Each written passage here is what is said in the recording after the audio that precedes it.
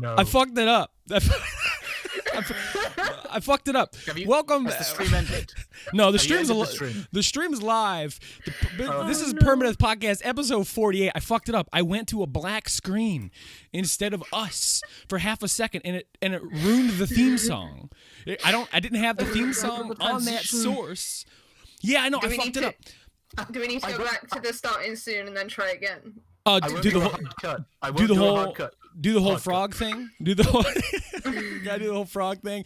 Welcome everybody to the Permadeath Podcast, episode 48. We're live on Twitch this time. If you're watching on YouTube, hey, welcome. It's still the same for you. Nothing's changed. If you're listening on podcast services, congratulations. You're listening to the one that probably sounds better.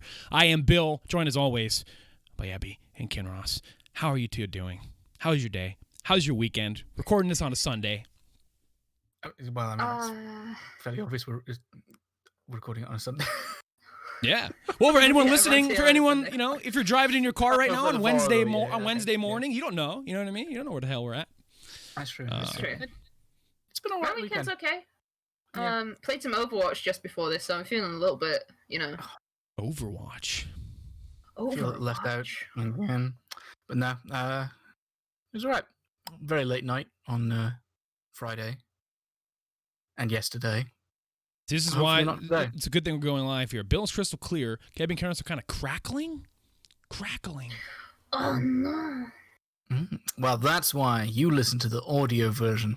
Yeah. Where all of this is cut out. Available from our Patreon. No. I got to figure out why that is. Because I'm not sure why that would be. It sounded good on the test. Seems better now? Okay. Maybe it was just a fuck up. Settling in. Yeah. The Discord moment. Yeah. You know what? Episode 50 might be at Christmas. Might be. We're weekly now, so... Are we? No. You can't just say that. No, not at all. We are not weekly. But yeah, so, you know, for anyone, you know, watching live, thank you for joining us on this brand new way to do the show. For anyone listening, thank you for always sticking with us. Patience. And if anything sounds fucky this episode, we'll have it fixed for the next one, you know, with more rigorous testing.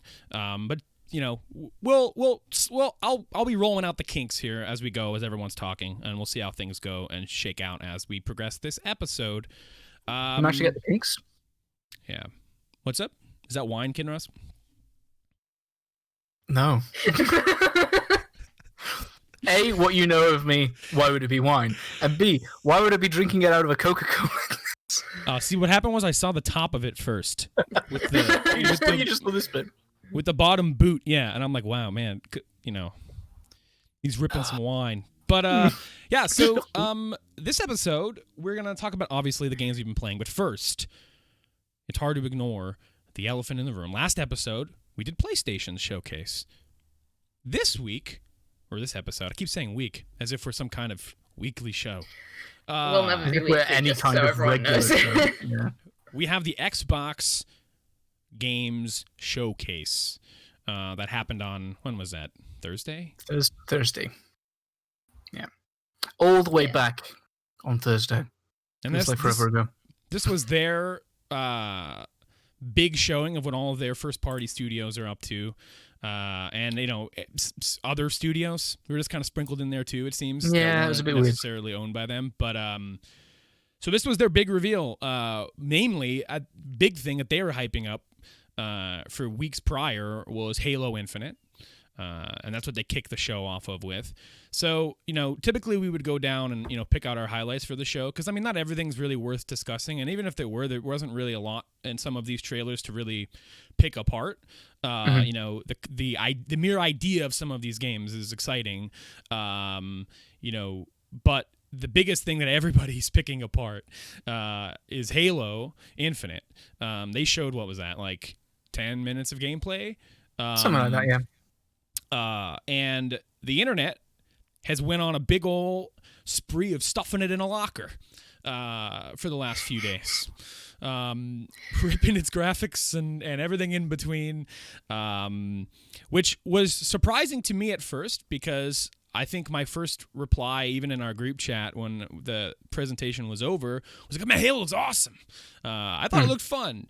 Then obviously it's really hard to dispute what some people are saying about it when you really put a magnifying glass over it. Like, yeah, it looks a little rough. You can't say no pop-in doesn't exist because it does. But yeah, you see it loud and clear. I wasn't really, that's something I don't ever really notice right away. But then once you like pop it again, under a magnifying glass, it's like, it's there. It was the same thing with Pokemon. It's like, unless you're looking for it, I don't notice pop-in unless it's like, oh, I'm 10 feet away from something and suddenly it appears. If it's stuff that's appearing in the far distance, I don't notice it because I'm paying attention to what's in front. But then there are people that are sort of more wider scoped. Was it Xenoblade Chronicles X levels of pop-in where entire objects wouldn't render until you were in their space, and then they would... Well, that was only if you downloaded the patch, right? Well, if you didn't download the patch, but I couldn't fit on my hard drive because it was a huge patch. But yeah. No, like, when I went back and rewatched it, I only really even trying to find it, I only noticed it as being, like, some trees on hills in the background. I didn't notice any pop-in of like stuff actually in the campaign. That would suggest to me though that it was like actual gameplay and not like something. Yeah, so the weird thing with this game in general is that it's in a really weird spot, it seems, where it's a game that's been revealed like twice. It's a game that's cross-generation. Like, this game needs to run on the One S. It only needs to run on 10 different machines. It needs to run on the One S. It's coming to PC. It also has the burden of being like the launch title for the Series X that's supposed to show off the Series X. So Halo Infinite's got like every Boy Scout badge on at once here, trying to carry the camp. When it's like, that's not maybe a little unfair, to maybe look at every spec of the thing. I mean, we're looking at an open world that's going to be 4K 60 frames. They said that, at least on Series X. And that, for me, Halo's always been kind of a gameplay feel kind of series. I don't really think any of the Halo games have ever been like, a holy shit, dude, you see that? See those graphics? For Xbox, it's always kind of been Gears, like, especially in the 360 era. Like, when they first showed Gears, it was like, holy shit, it's fucking shiny. There's so much bloom. But in Halo 3 was kind of just like, it's just nicer Halo. I'm okay with this. So, I mean, they've always kind of followed suit. And I know that's maybe reductive, of certain criticisms, and I get it. I think it's just, unfortunately, that's the way Microsoft framed it, though, is that, like, here's the big launch title optimized for Series X, but the ray tracing's not coming till later, and, like, it's cross-gen, and, like, hey, it's running at 60, though. So, I mean, hey, you know what? I don't know. I don't want to, like, rip on its graphics too much, because I don't really have too much of a problem with them, to be honest. Like, no. I mean, it looks like fun Halo. I don't know. So the gameplay is mostly what I'm interested in. If it doesn't look perfect, it's not fun. So, like, get in that locker. Mean, like, open world's the biggest concern maybe for some people. One of the things that Bungie did exceptionally well, and I can't comment much on 343, is that level design, encounter design, and a lot of the way that Halo's campaigns have flowed over the years, and the reason why people still play them to this day on Master Chief Collection, and like, Halo's one of those series where it's interesting to look at the reactions and what people are excited for the most for Halo. And for most shooters, people will play the campaign, but it's always like, in Call of Duty's case, it's the multiplayer. Battlefield's case, it's the multiplayer. But for Halo, like those co-op campaigns forever, you know, and even before they were co-op, like people love those. And like when Halo 3 came to PC, I mean, you read the comments and it's a pretty even split between people looking forward to playing Big Team Battle and people looking forward to playing the campaign again. So I think for some people, you know, the concern of it going open world into a more Far Cry direction might be a detriment to the way Halo campaigns are typically designed in terms of co-op set piece moments and, you know, playing it on Legendary and you know, getting, what are they, skulls or whatever, and like really, you know, all of that. So it'll be interesting to see how it flows. I'm okay with it personally, again, but you know, it is a worry, I guess, if you know what I mean, if you're into the more structured stuff. Sorry. Like that entire time, I was hoping the ice cream truck wouldn't be picked up on the. I didn't hear it. I just saw you were like. There's an ice cream truck right outside my room. I did hear a little beep boop. I heard a little beep boop come through there. I think 4 had reasonably decent level design and encounters. 5 was a bit more iffy when they were starting to add their sort of more traversal stuff, and that's been like the major issue with one of the main things of 343's games is that they're trying to be more Call of Duty or whatever. I think that the biggest complaint that I've seen that I think is somewhat legit is that 5 ended on a cliffhanger, and Infinite seems to pick up from not that story, but as a follow-up or bringing people in from Halo Wars 2 or one of the not spin-off games, like one of the side games, and that is the focus. You know what I forgot to do too? Keep on going. Am I interrupting you? I forgot to do. I mean, that's basically it. So I don't know whether like they're going to do both at the same time. I forgot to do this. the topic's up on the screen. Okay. We're so professional. I can't get over it. Now, how will you know when we started talking about things? I know. It's, you know what? Just throw it all in the trash. See you next time. Bye. I'm gonna get canceled by NBC. It's fine. It doesn't matter anyway. It's our last show. It's not a big deal. Yeah, I got the letter. Didn't even make it to 50. Yeah. Well, I didn't think that we were language safe for NBC. On Peacock. Oh no, I'm thinking of ABC, which is Disney. NBC is not. Actually, no, I don't think anyone's ever said fuck on NBC, but maybe on Peacock, their new streaming service, which this is an ad for. But yeah. So I mean, I don't want to talk too long about Halo, because I feel like, you know, I don't have a real substantial opinion on it until I see the whole package. You know what I mean? We didn't see the multiplayer. We only saw a slice of an outpost, mission. You know, whatever he's doing, you know, whether that's an actual mission or, you know, we saw them pull back the map and like pick up a spot and get in a Warthog and go. And that stuff's exciting to me because, like, you know, driving Halo vehicles on big team battle maps has always been like my jam. So if it's a whole open world game where you're just driving a Warthog around, like, and getting in ghosts and banshees and stuff, like, that sounds awesome to me. But, you know, in terms of the story and everything, I don't know anything about that any longer because I haven't played the campaigns for 4 or 5.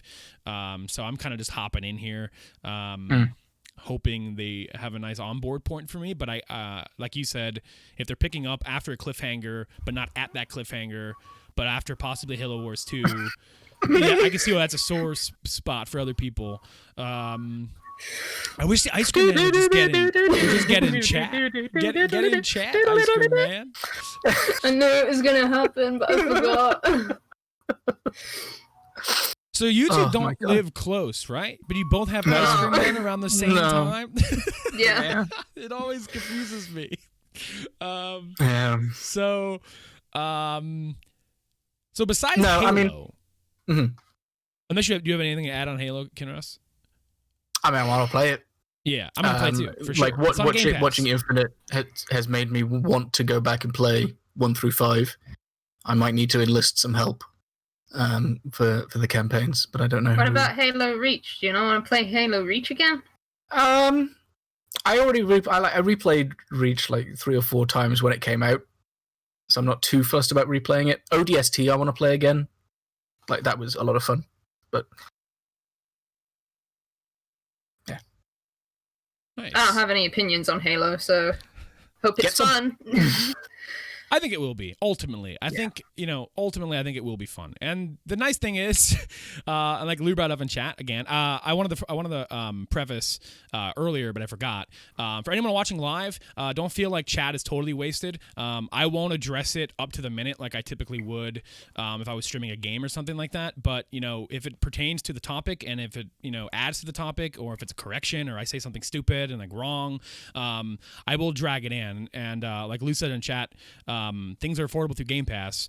I think is the biggest stamp on this show. So before we get into all these other games, like everything we saw at this thing, you could play on Game Pass on PC and console, which is I think that crazy. That's like when you're looking in a world where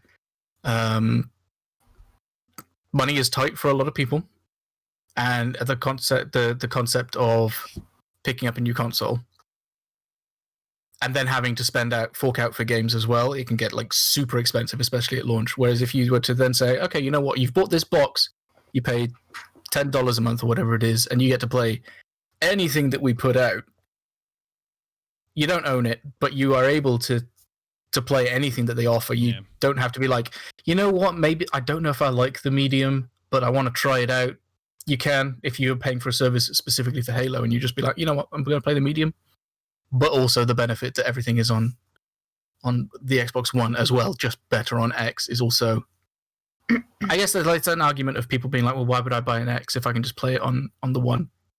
But I thought about it a lot after the show, over the last few days, because reading a lot of the arguments against it and whatever, and I wasn't too thrilled with the show overall, but like the thing I need to keep remembering, need to keep in my mind, and I think most people might, in terms of like Xbox's strategy with this, is like the main criticism is that it doesn't, this show didn't make anyone feel like they have to go buy a Series X. Like there wasn't a moment in there or a game shown where it's like, I need to buy this game. I need to buy this console for this game. You look at like the Horizon Zero Dawn 2 reveal, and like every Horizon fan in the world saw that trailer and was like, well, okay, I'm fucking in. I'm buying a PS5. Yeah. That's what I need to get in there. I need to play that. And so the big criticism with this one is like they didn't show anything that really made me feel like I need to go run out and buy a Series X because of these games being on PC. A lot of these games, asterisk here, a lot of the talk of these games being cross-gen for the next 2 years, I think has been being pulled off of some of the game's splash pages. I'm not sure if Phil Spencer has talked about that since people started noticing that. But regardless, for sake of fact-checking here, I'm just going to run with that. The availability of these games is all over the place, and that's Xbox's move, though, man. Like they don't give a shit, I don't think, if you're buying this game on a Series X or if you're playing it on your Windows 10 PC. As long as you're subscribed to Game Pass, they don't care. And so, like that. Well, and the whole smart delivery thing as well, of just being like, you know what, you bought it on this thing, doesn't matter. We're not going to make you, or we're not going to force you to have to buy it again. Yeah. But I think that between the Xbox and the Sony one, there was about as much stuff that I was personally interested in playing. But I look at it more as I've been looking at it more of a, comparing it to the original Xbox One reveal and how awful all of that stuff looked. Yeah. Comparing it to this, and I'm like, you know what? People say that there's not much variety, but if you compare it to what it was like 4 years ago, there's a lot of little, like, there's games that are in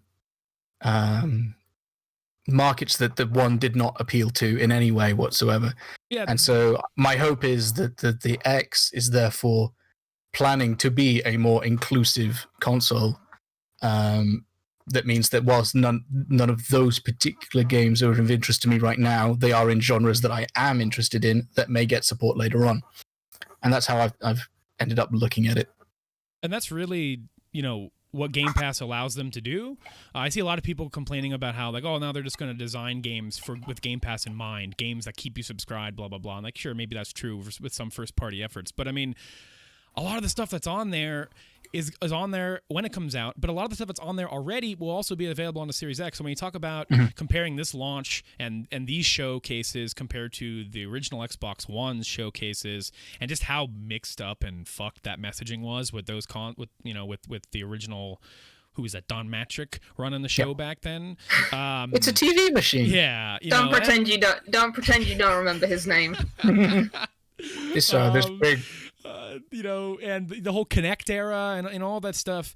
This is a different type of launch for them in that you buy a Series X, and if you subscribe to Game Pass, you have a bajillion things to play right off the bat. If you're a brand new Xbox customer, especially, if you haven't been taking advantage of Game Pass over the last few years, like. It's amazing the library you have available to you, and they could taunt that, and like that's something that is a strength over buying a PS5, because even with backwards compatibility and PS Now, I mean there is a downloadable library on PS Now at the moment, but Game Pass and your Xbox Live subscription covers so much ground that for them to come out and instead of trying to show off their console and instead show off Game Pass is kind of what this felt like.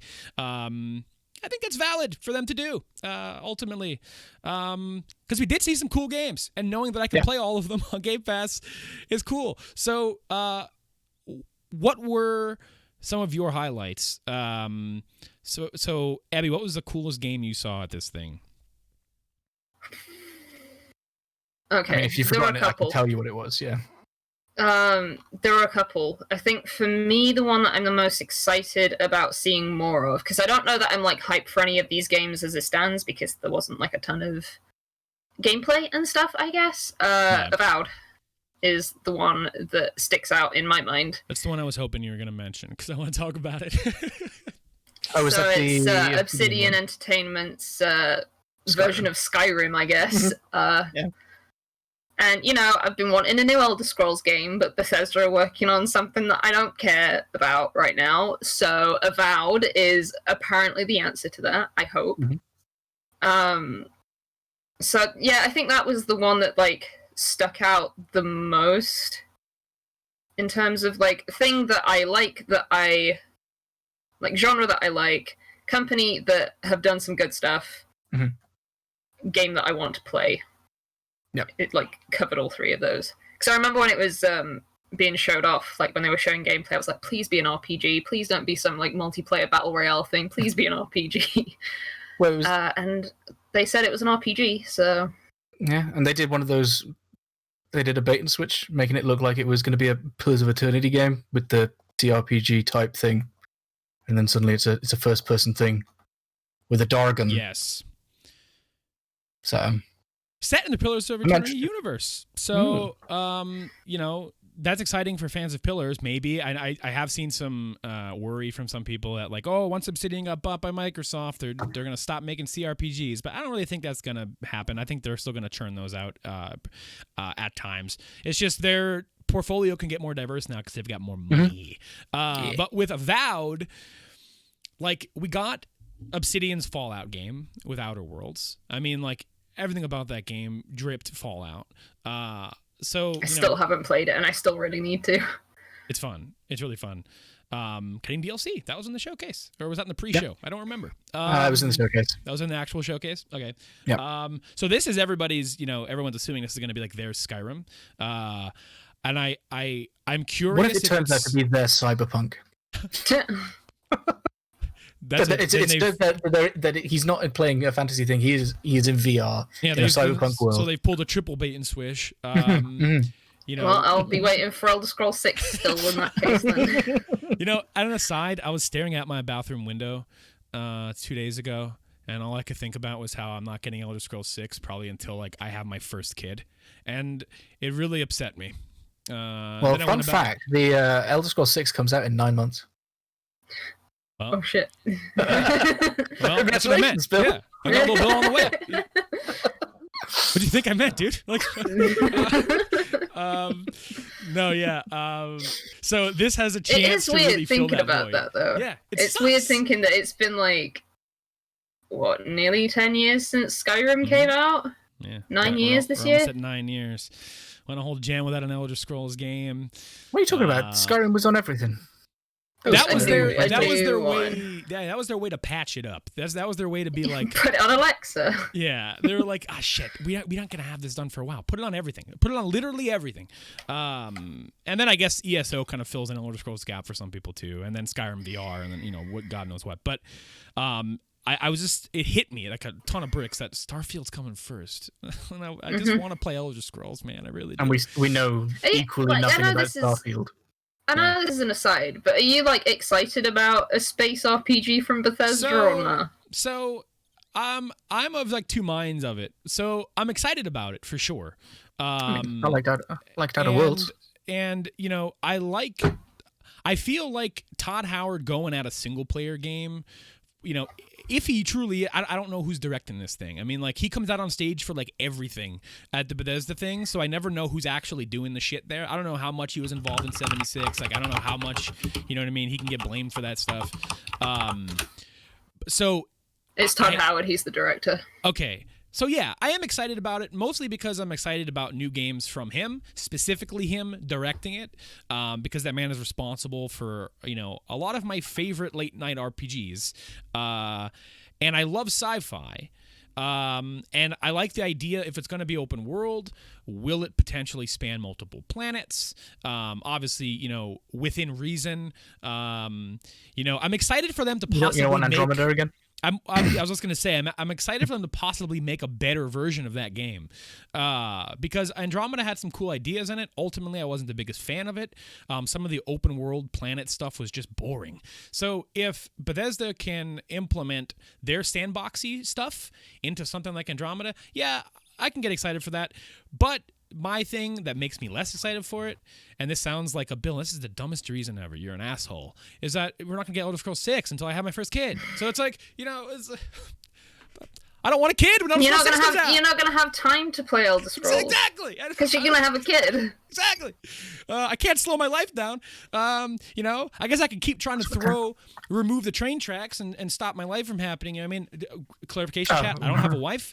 We're not trying for a kid. So, I mean, realistically, it might not happen. But we're talking 6-7 years down the line here, I'm probably going to have a kid. So come on, Todd. I mean, there's always adoption. You just put the kid up for adoption, then you can play it. You're like, Timmy, listen, you're 5 years old, but listen, we can't go into it. We really can't go into this discussion. I don't think this is a good bit. No. But I'm glad that you have the same opinion of Todd Howard that I do, because I know that he is not the most popular person right now. Yeah. Because of Fallout 76 and I guess also Fallout 4 maybe. And the fact that he was like, I've got a Tesla, fucking look at me. But I legitimately really admire Todd Howard. Bill's gone. It's just my podcast now. I do. I love Todd Howard. And like, it's hard for me not to, like, watch old interviews about Oblivion or Skyrim or whatever. And like, the guy loves Elder Scrolls. Like, so, and I think the guy did a lot for open world RPG gaming. And like, I don't think it's fair for everyone to totally demonize the guy. I mean, like, there's a lot of people responsible for the absolute moronic decisions Bethesda has made over the last few E3s and just in general. That, it is what it is. Life is complicated.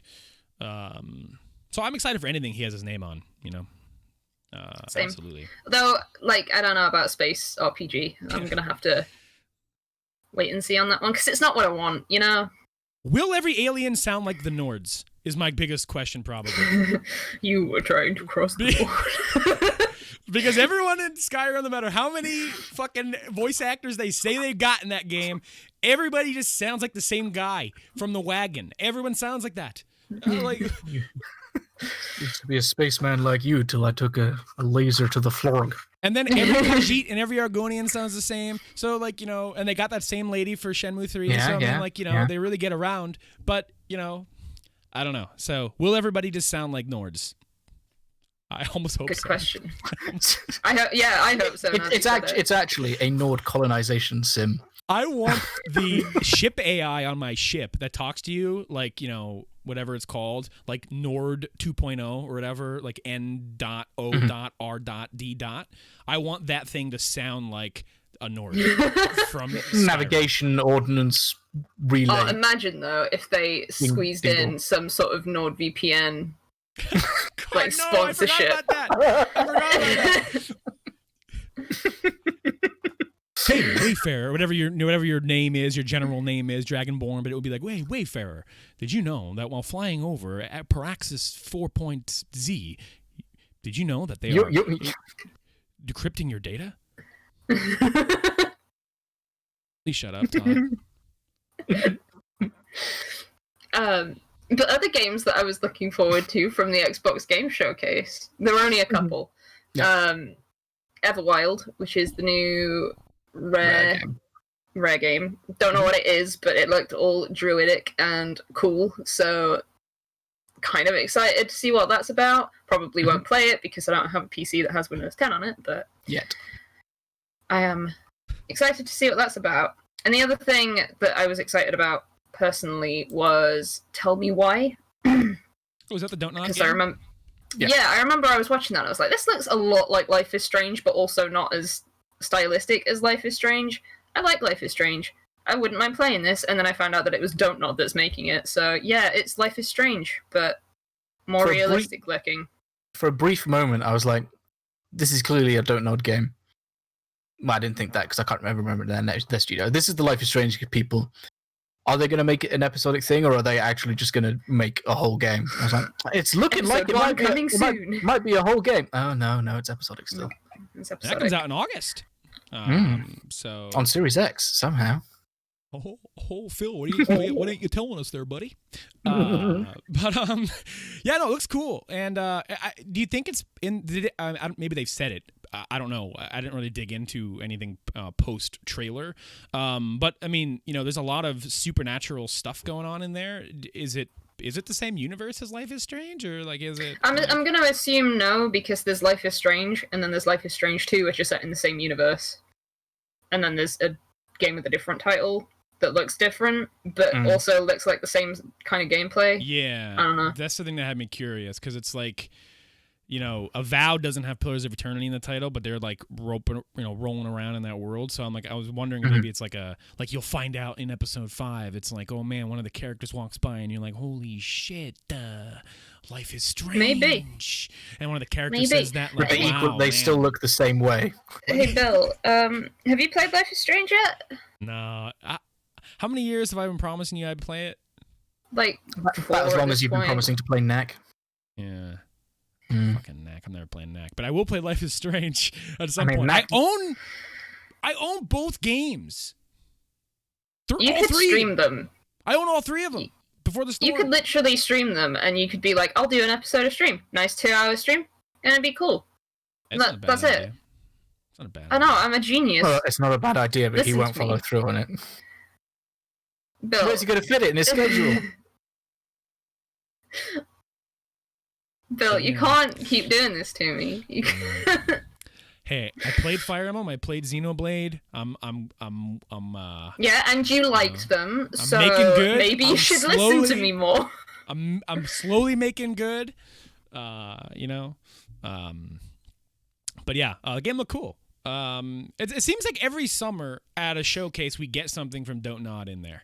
And I the thing is, when it's not Life is Strange, I don't ever hear anyone talking about the game. I don't know if you've felt this way, but you hear about Life is Strange, but then they released that vampire game like a year ago. I forgot that was them, wasn't it? Yeah. Yeah, no one ever talked about it. What they made a vampire game? Yeah, vampire. You fuck people up. Yeah, it was like vampire, but spelled with a Y. Yeah. Oh, vampire. Oh, that was them? Yeah. That's different from Vampire the Masquerade, right? Yes. Okay. Yeah. I forgot about that. I heard that game's kind of fun. Yeah. I've heard nothing about it. Literally nothing. Apart from you just saying, I've heard it's fun. Yeah, that's all I got to know. But yeah. Will I play this? Yeah, hell yeah, I'm going to play it. No, you're not. Don't lie. What was it, August 28th? 27th, I think. 27th. What day is that? Is that a stream day for Bill? August I can't access my calendar. Is indeed a Thursday night. That's the night I stream with my Yeah, you pop. play with your dad. It's a stag game. It's a stag Forget game. Yakuza. Yeah, Take we're a knee-deep 1 in week break from Yakuza. Kamurocho. We're knee deep in Kamurocho. Then again, that's a month. Yeah, a month from now we'll still be playing Kamurocho.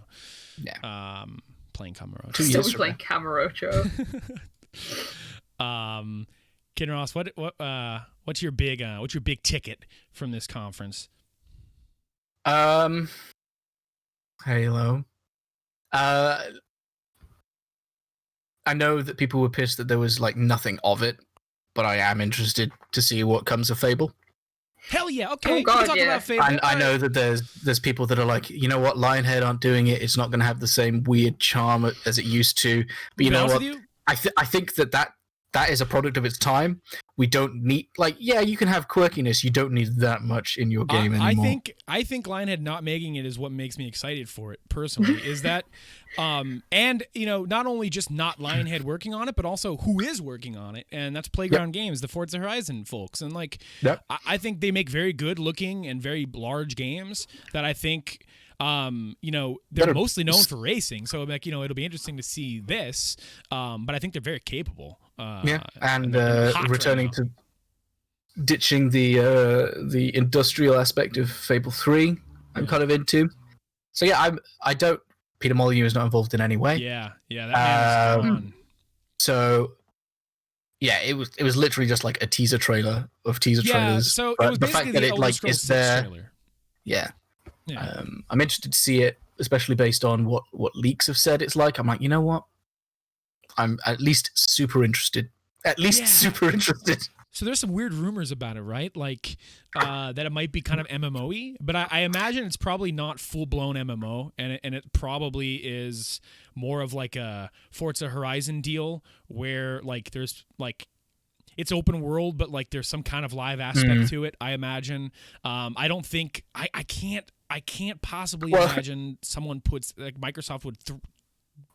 A series that has had canceled games, that has had a rocky however many years after 1 and 2, I can't imagine they would put all its eggs in an MMO basket, but there will probably be some kind of live co-op, right? Like, you know what I mean? Like, because I mean, like some of the rumors are just absurd. This game is technically set in the very far future, and you are traveling back in time to stop the thing that caused the calamity in the future. And that back in time happens to be the time of Fable. I'm like, okay. Is this a 14 patch? What the hell is that? But no. Spoilers. We're not there yet, Bill. I mean, like the whole calamity stuff. I mean, I never beat Shadowbringers. I don't know what the hell's going on. Yeah. So in terms of what it is, Lou asked in chat, is it a confirmed sequel, not a remake? I don't think they've said shit about it at all, besides showing the logo. And then like a frog eat like a fairy. Which, by the way, I saw Andre Seegers from Game Explain liken that to Shrek, and then immediately show the intro for Shrek 4D at Universal, and it is the same thing. So he was not wrong to liken that to Shrek. I feel like it is not a sequel, not necessarily a remake, but more of a reboot. Big fat old reboot, probably. Either of you two have any affinity for Fable of past? Either you played the original games, 1 or 2? I played Fable 2. I played 2 and 3. I was talking about Fable actually not too long ago because I have a really just like bad memory of that game. Because one thing that I like to do in my RPGs is make a character that I personally like the look of. And Fable, you make a character and they can be like amazing looking, and the game's story makes them ugly. And well, it's like if you use magic, you end up covered in magic scars, and you end up. So if you use magic, you end up fucking scarred. If you use like physical weapons, I guess you end up bulky, and at some point you go to jail and you end up losing your hair. So. And then if you start to lean to the morally grey area, you literally become demon coloured. I'm like, man, my dude was just a normal looking dude, and now he's a big buff, grey blue man with scars glowing off him. You can end up smelling like shit too. If like you're an asshole, like you get flies around you as well, and like everyone like when you walk past them, they're like, "You fucking stink," and then it's like, "Well, I don't want to be this stinky guy. I just wanted to kill that other guy. Why do I smell like poop now? I can't be clean and evil."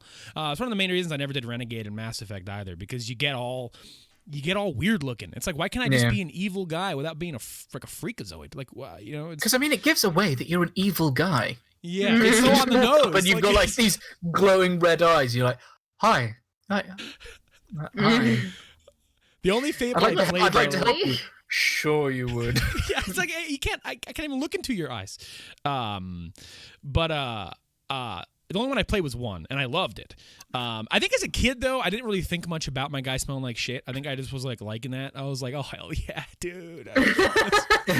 I don't know if it's on PC Game Pass, but 2 and 3 are on Game Pass. Like shit. So you know, but I loved it. I loved the vibe of Fable, and so if they could bring that back and knock it out of the park, and you know, deliver, it'll be a nice IP for Microsoft to have back. You know, so it's exciting in that regard for sure. I'm curious as to what it's gonna be like. Yeah, good. Like I'm very curious. That's the biggest question. I really wish we would have seen something with a little more substance, because I mean, like, as Tina said, I think it was Tina's in chat, the Fable's one of the worst kept secrets of Xbox's conference. Everybody has hinted at Fable for the last like 3 months, weeks, that, you know, it's going to show up. Playground Games is making it. It's coming, Fable. And so I always assumed that we'd see more than just a title. You know what I mean? If it's been in development that long, if it's been such a, you know, a horribly kept secret, everybody's got it, you know, in their press inbox somewhere. I was hoping we would have seen, like, I don't know, I think more than Shrek. Like, yeah, I guess like the Shrek element at least gives you an idea of tone to a certain extent. Like you get that, okay, it's still Fable. It's not going to be like as serious as something like Skyrim or The Witcher. It's still going to have some element of quirk to it. But yeah.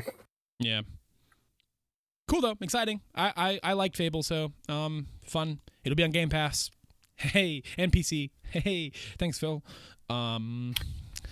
Yeah, I'm trying to think of what else I like. It's a game that I would never play, but the medium looked interesting because it has like that similar.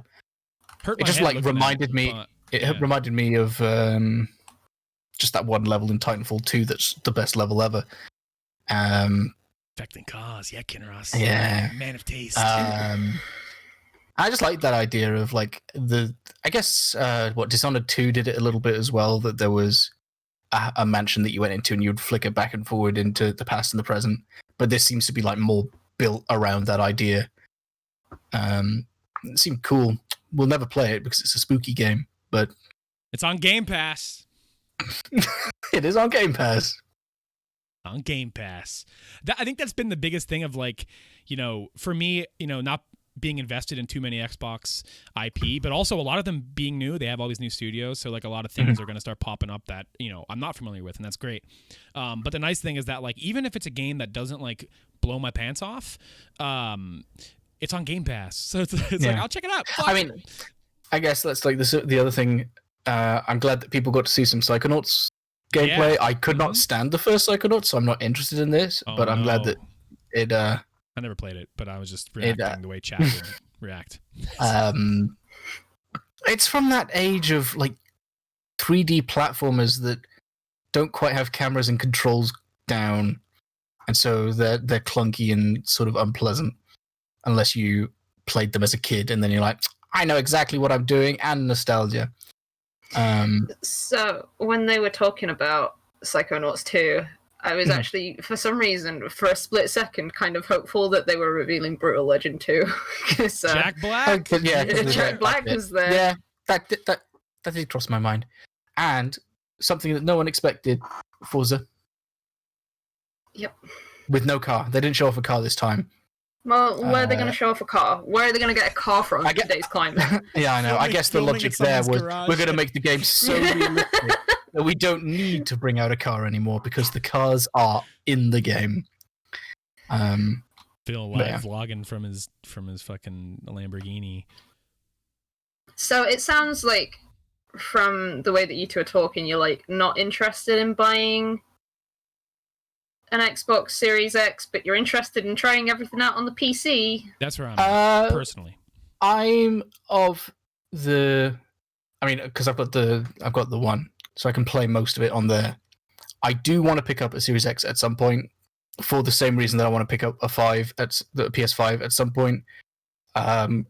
Because it's backwards compatible, I have no real, like, money is the only reason not to upgrade, because you can run everything slightly faster. You can potentially throw some extra effects in it and make things look better.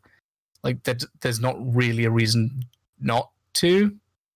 Again, other than money, which is a pretty big reason.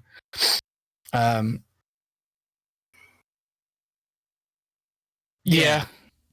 I'm not because we don't know what anyone's launch is like, because they've not told us. It's not like I know I need to get it day one, week one, month one, because it's going to have Horizon or Halo or Fable or whatever. So there's no incentive to rush, but I would like to get one. That's the toughest thing, is like no one has revealed their price or launch window. It's just all we know about Xbox is that if you have Game Pass, you'll have a ton of shit to play on it. Whether those are new games or not, if you're just jumping into Xbox, you will have things to play. So it's tough, and money is the thing, right? So for me, I'm already buying a PS5 for sure. So my dilemma was, do I also buy an Xbox? Is that a potential cheaper route to taking advantage of Game Pass than just upgrading my PC? And then it's a matter of like, well, nah, because in general, upgrading my PC is the more financially interesting thing for me to do for myself, because I use my PC for so many other things and so many other games that aren't Microsoft, MMOs and shooters and Blizzard stuff. And so keeping my PC up to snuff will allow me to play these games. So like that's kind of where my road is taking me. I think that's great though. And that's the thing about the show that, like I mentioned earlier, when people were like, oh, well, it doesn't really do anything for anybody on the fence about buying a Series X, but it does allow me to get excited about Microsoft's platform. And like I said, I think that's all they care about. You know what I mean? Like I'm a customer for them, even though I don't have a Series X, and that's opening things up. Yeah. At the end of the day, it's about playing games, and it's nice that they are, at least for the moment, saying, you know what, you don't have to buy our £800 console. You don't have to buy our old console if you don't want to. You can play it on your PC if you want to. What has someone said or done? Bill's being a very professional streamer. I see. Shush. There's no frame bleed at all. Look at that, baby. Woo-hoo. Thank you, Stinas. Live tech support. Nobody saw anything. We're good. But yeah, for sure, Kinross. And I think that's something that gets lost in the anger about Halo, gets lost in like the console war stuff of like, Sony's big dick in it. And it's like all of that verbiage is like, it's so annoying because like everyone's kind of doing different stuff. You know what I mean? And like, I really appreciate that, is that I can watch an Xbox conference, get excited, not have to own an Xbox, watch a Sony stuff because I love their first party stuff, get excited about that. That's their strategy. Watch a Nintendo thing. Where's the direct Nintendo? It's like it's less of an Xbox thing and it's more of a Microsoft thing. Yeah, exactly. Windows 10 is Xbox. Is Microsoft. Yeah. So like, it's exciting.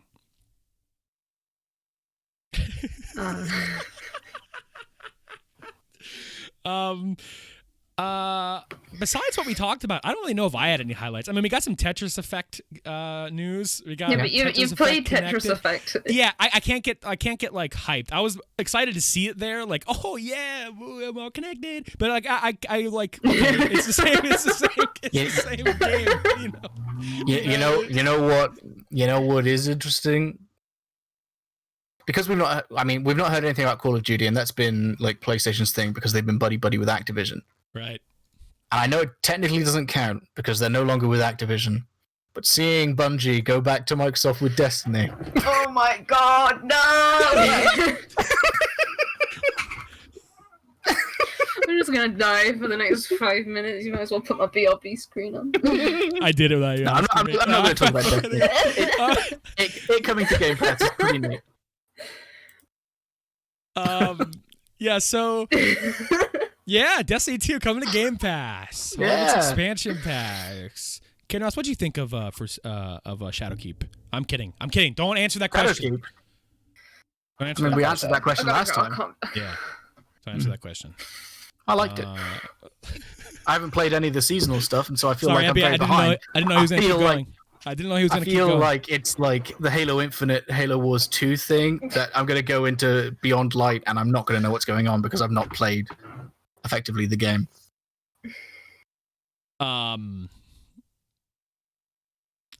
Xbox. Can I come back now? Yeah. Yeah. Didn't even talk about Destiny that much. I was gonna have You know a what? nap. You know what looked nice? It was part of the pre-show though, and it actually makes me confused that it was part of the pre-show and Tetris was not. Balan Wonderworld. Did you guys watch that trailer? Oh, was that the Sega one? Well, it's the one that was Square Enix. The Square Sonic team dudes. Yeah, Yuji Naka, the Sonic boy, coming back, making a new platformer. Looks nice. Chat, I recommend checking that out. It looked like Knights. Yes. In a sort of weird way. Yeah. Yeah. But that was part of the pre-show, so I mean, like, you know what I mean? Doesn't count. Doesn't count. Yep, can't talk about it. Yeah. No. Not in this section, anyway. All right, Xbox. You guys got anything else you want to say about that? We're moving on. We're moving on from Xbox. I'm not buying an Xbox for the second gen in a row. Put Red Replay on PC, though. Please, I want to play Banjo. That's all. So we're going to move on now, everyone listening at home, everybody in chat, to what we've been playing. Deep diving. And we've got some interesting games on the docket. Some big, serious, mean games. They're definitely a mix. On the docket. But first, instead of diving in, I'm throwing myself a curveball here because I'm mentally preparing to talk about The Last of Us Part 2 all week. But I'm going to throw myself a curveball. We're going to talk about Ooblets first, Ken Ross. I want to hear from you. I'm not prepared for this. I was supposed to be last. I want to hear from you, Ken Ross, about Ooblets. I've started Ooblets. I played about 3 hours of it. You've played way more Ooblets than I have. So I'm very early in the preliminary stages of Ooblets. Has Ooblets met your expectations? How has it been? It's an early access. How does it feel? How much is there? You've played more than me. Have you hit any weird early access walls or anything like that? How is the farming? How's everything been? Just hit me. So I've hit the first early access wall. Like in the story, you're fixing internet by visiting various sort of regions. And the next region isn't finished yet. So I can't progress the story. Which is a little bit annoying because there's a quest on my side saying, hey, go to this place to fix the internet or the Oobnet. And I can't because it doesn't exist. I am enjoying it a great deal. Any day that I'm not able to stream it, I'm a little bit upset. But I need to live. That's what it is, man. That's what's up. The loop is super satisfying. There's enough going on between the farming and the hunting and just the social stuff with everyone and the crafting that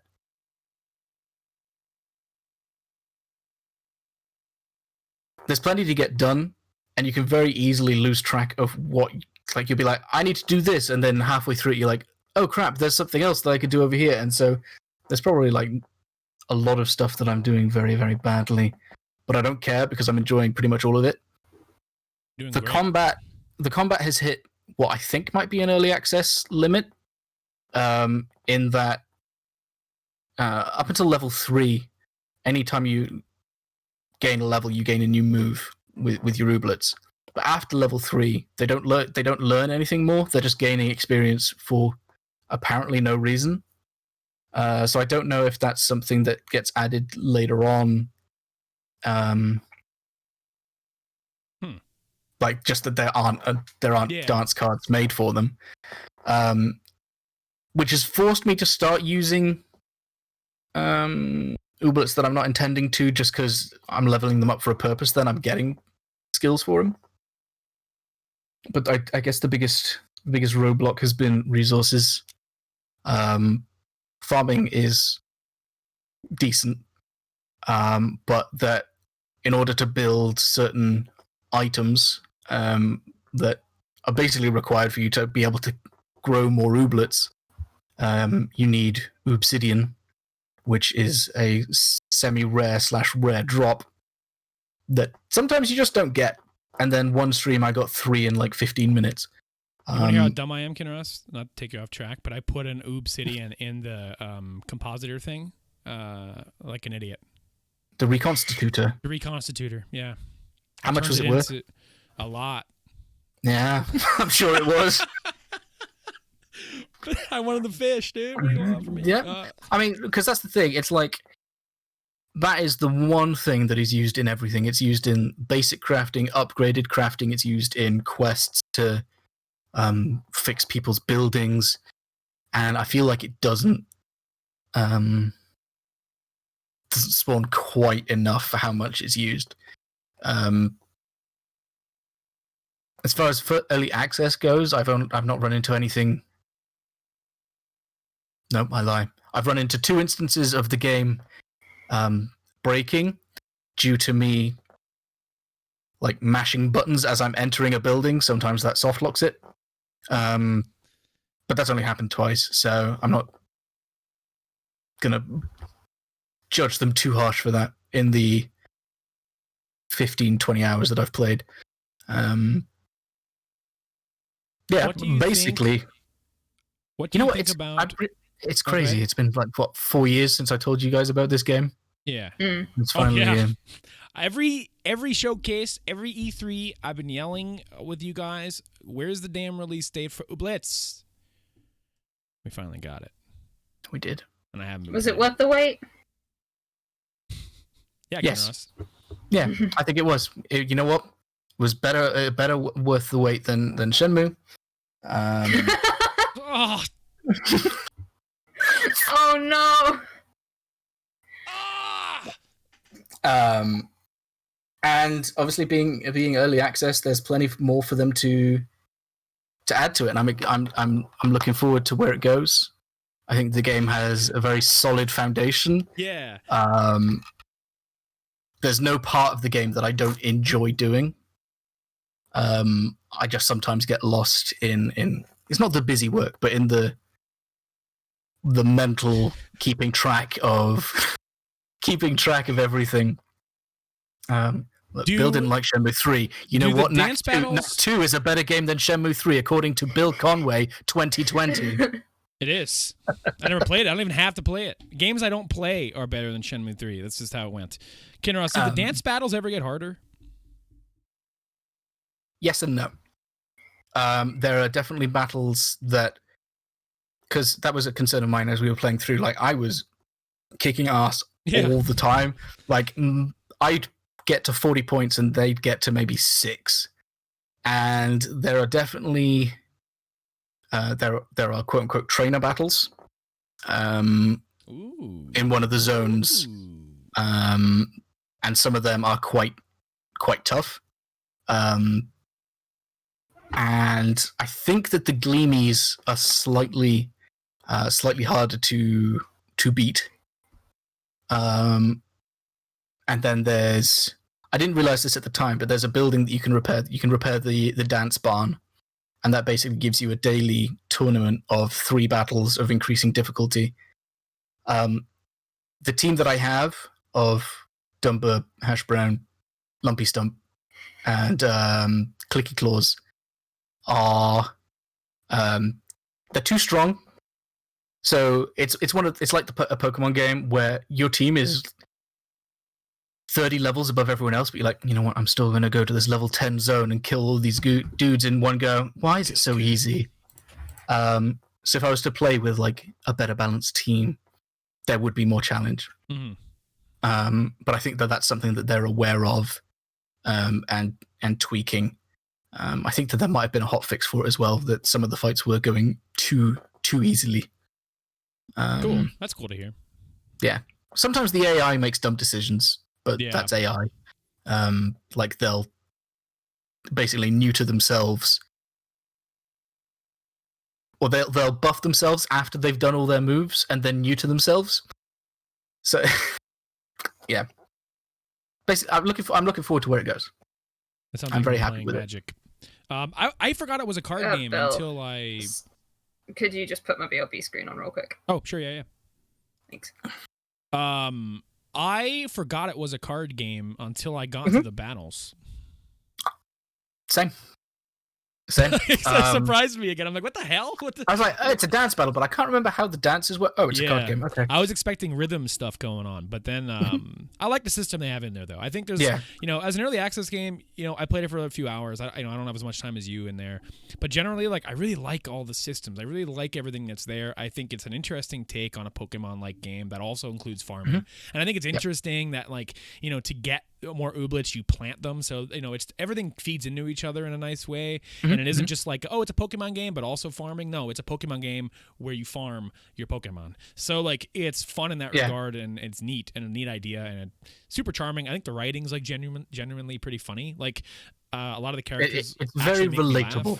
It's written in a very fun way.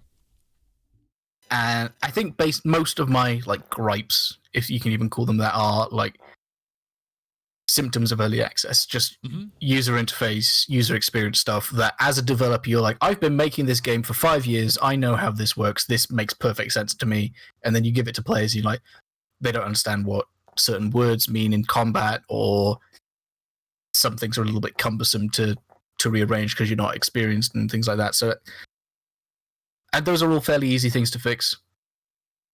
Hopefully they do, unlike Animal Crossing, fix them. Damn, Kinross is killing me live on camera. He's killing Nintendo live on camera. To give them credit, they did kill. The swimming update did improve conversations with certain villagers. Like you can talk to Sahara faster now. If you talk to her once, she'll give the whole spiel, and the second time she doesn't. She just goes, "So you want to buy something else?" I think that they did something to Blathers as well to sort of speed him up a little bit. So, I mean, they're doing things. They're just not necessarily doing the things that everyone wants. I feel you. Yeah. Quality of life. Yeah. We'd all like it. I mean, the game's only been out for 3 weeks, so I can't really complain too much. They've put out a lot of fixes for a lot of bugs. So their Discord's pretty active. They're active in it. Yeah. If you are remotely interested in a Stardew game, a Harvest Moon game, a Pokemon game, Hearthstone, you know what? Give it a go. It's definitely a pretty easy recommendation, to make. If you're interested in those kinds of games, and you've got an epic, especially if you got like one of those epic vouchers sitting around. I got the game for like $10. So I mean, it's really hard for me to be mad even if I ran out of things to do. I mean, it's one of the. I mean, I know that they still get the £10 because Epic pays for that, but I needed to use that voucher because of reasons.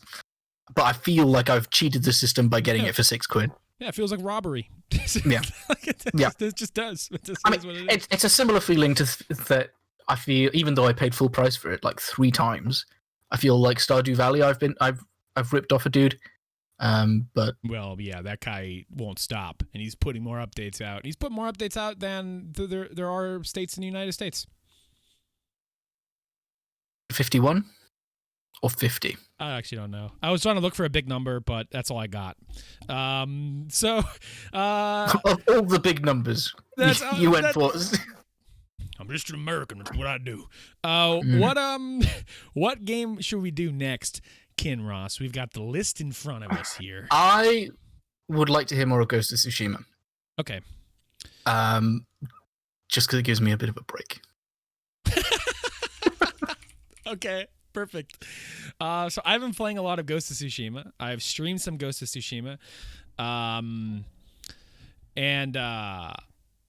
I'm loving it. It's an instance where, the reception for the game has been pretty positive overall. But I mean, the one thing Ghost of Tsushima can't escape is, the very obvious, it's a it's an open world game.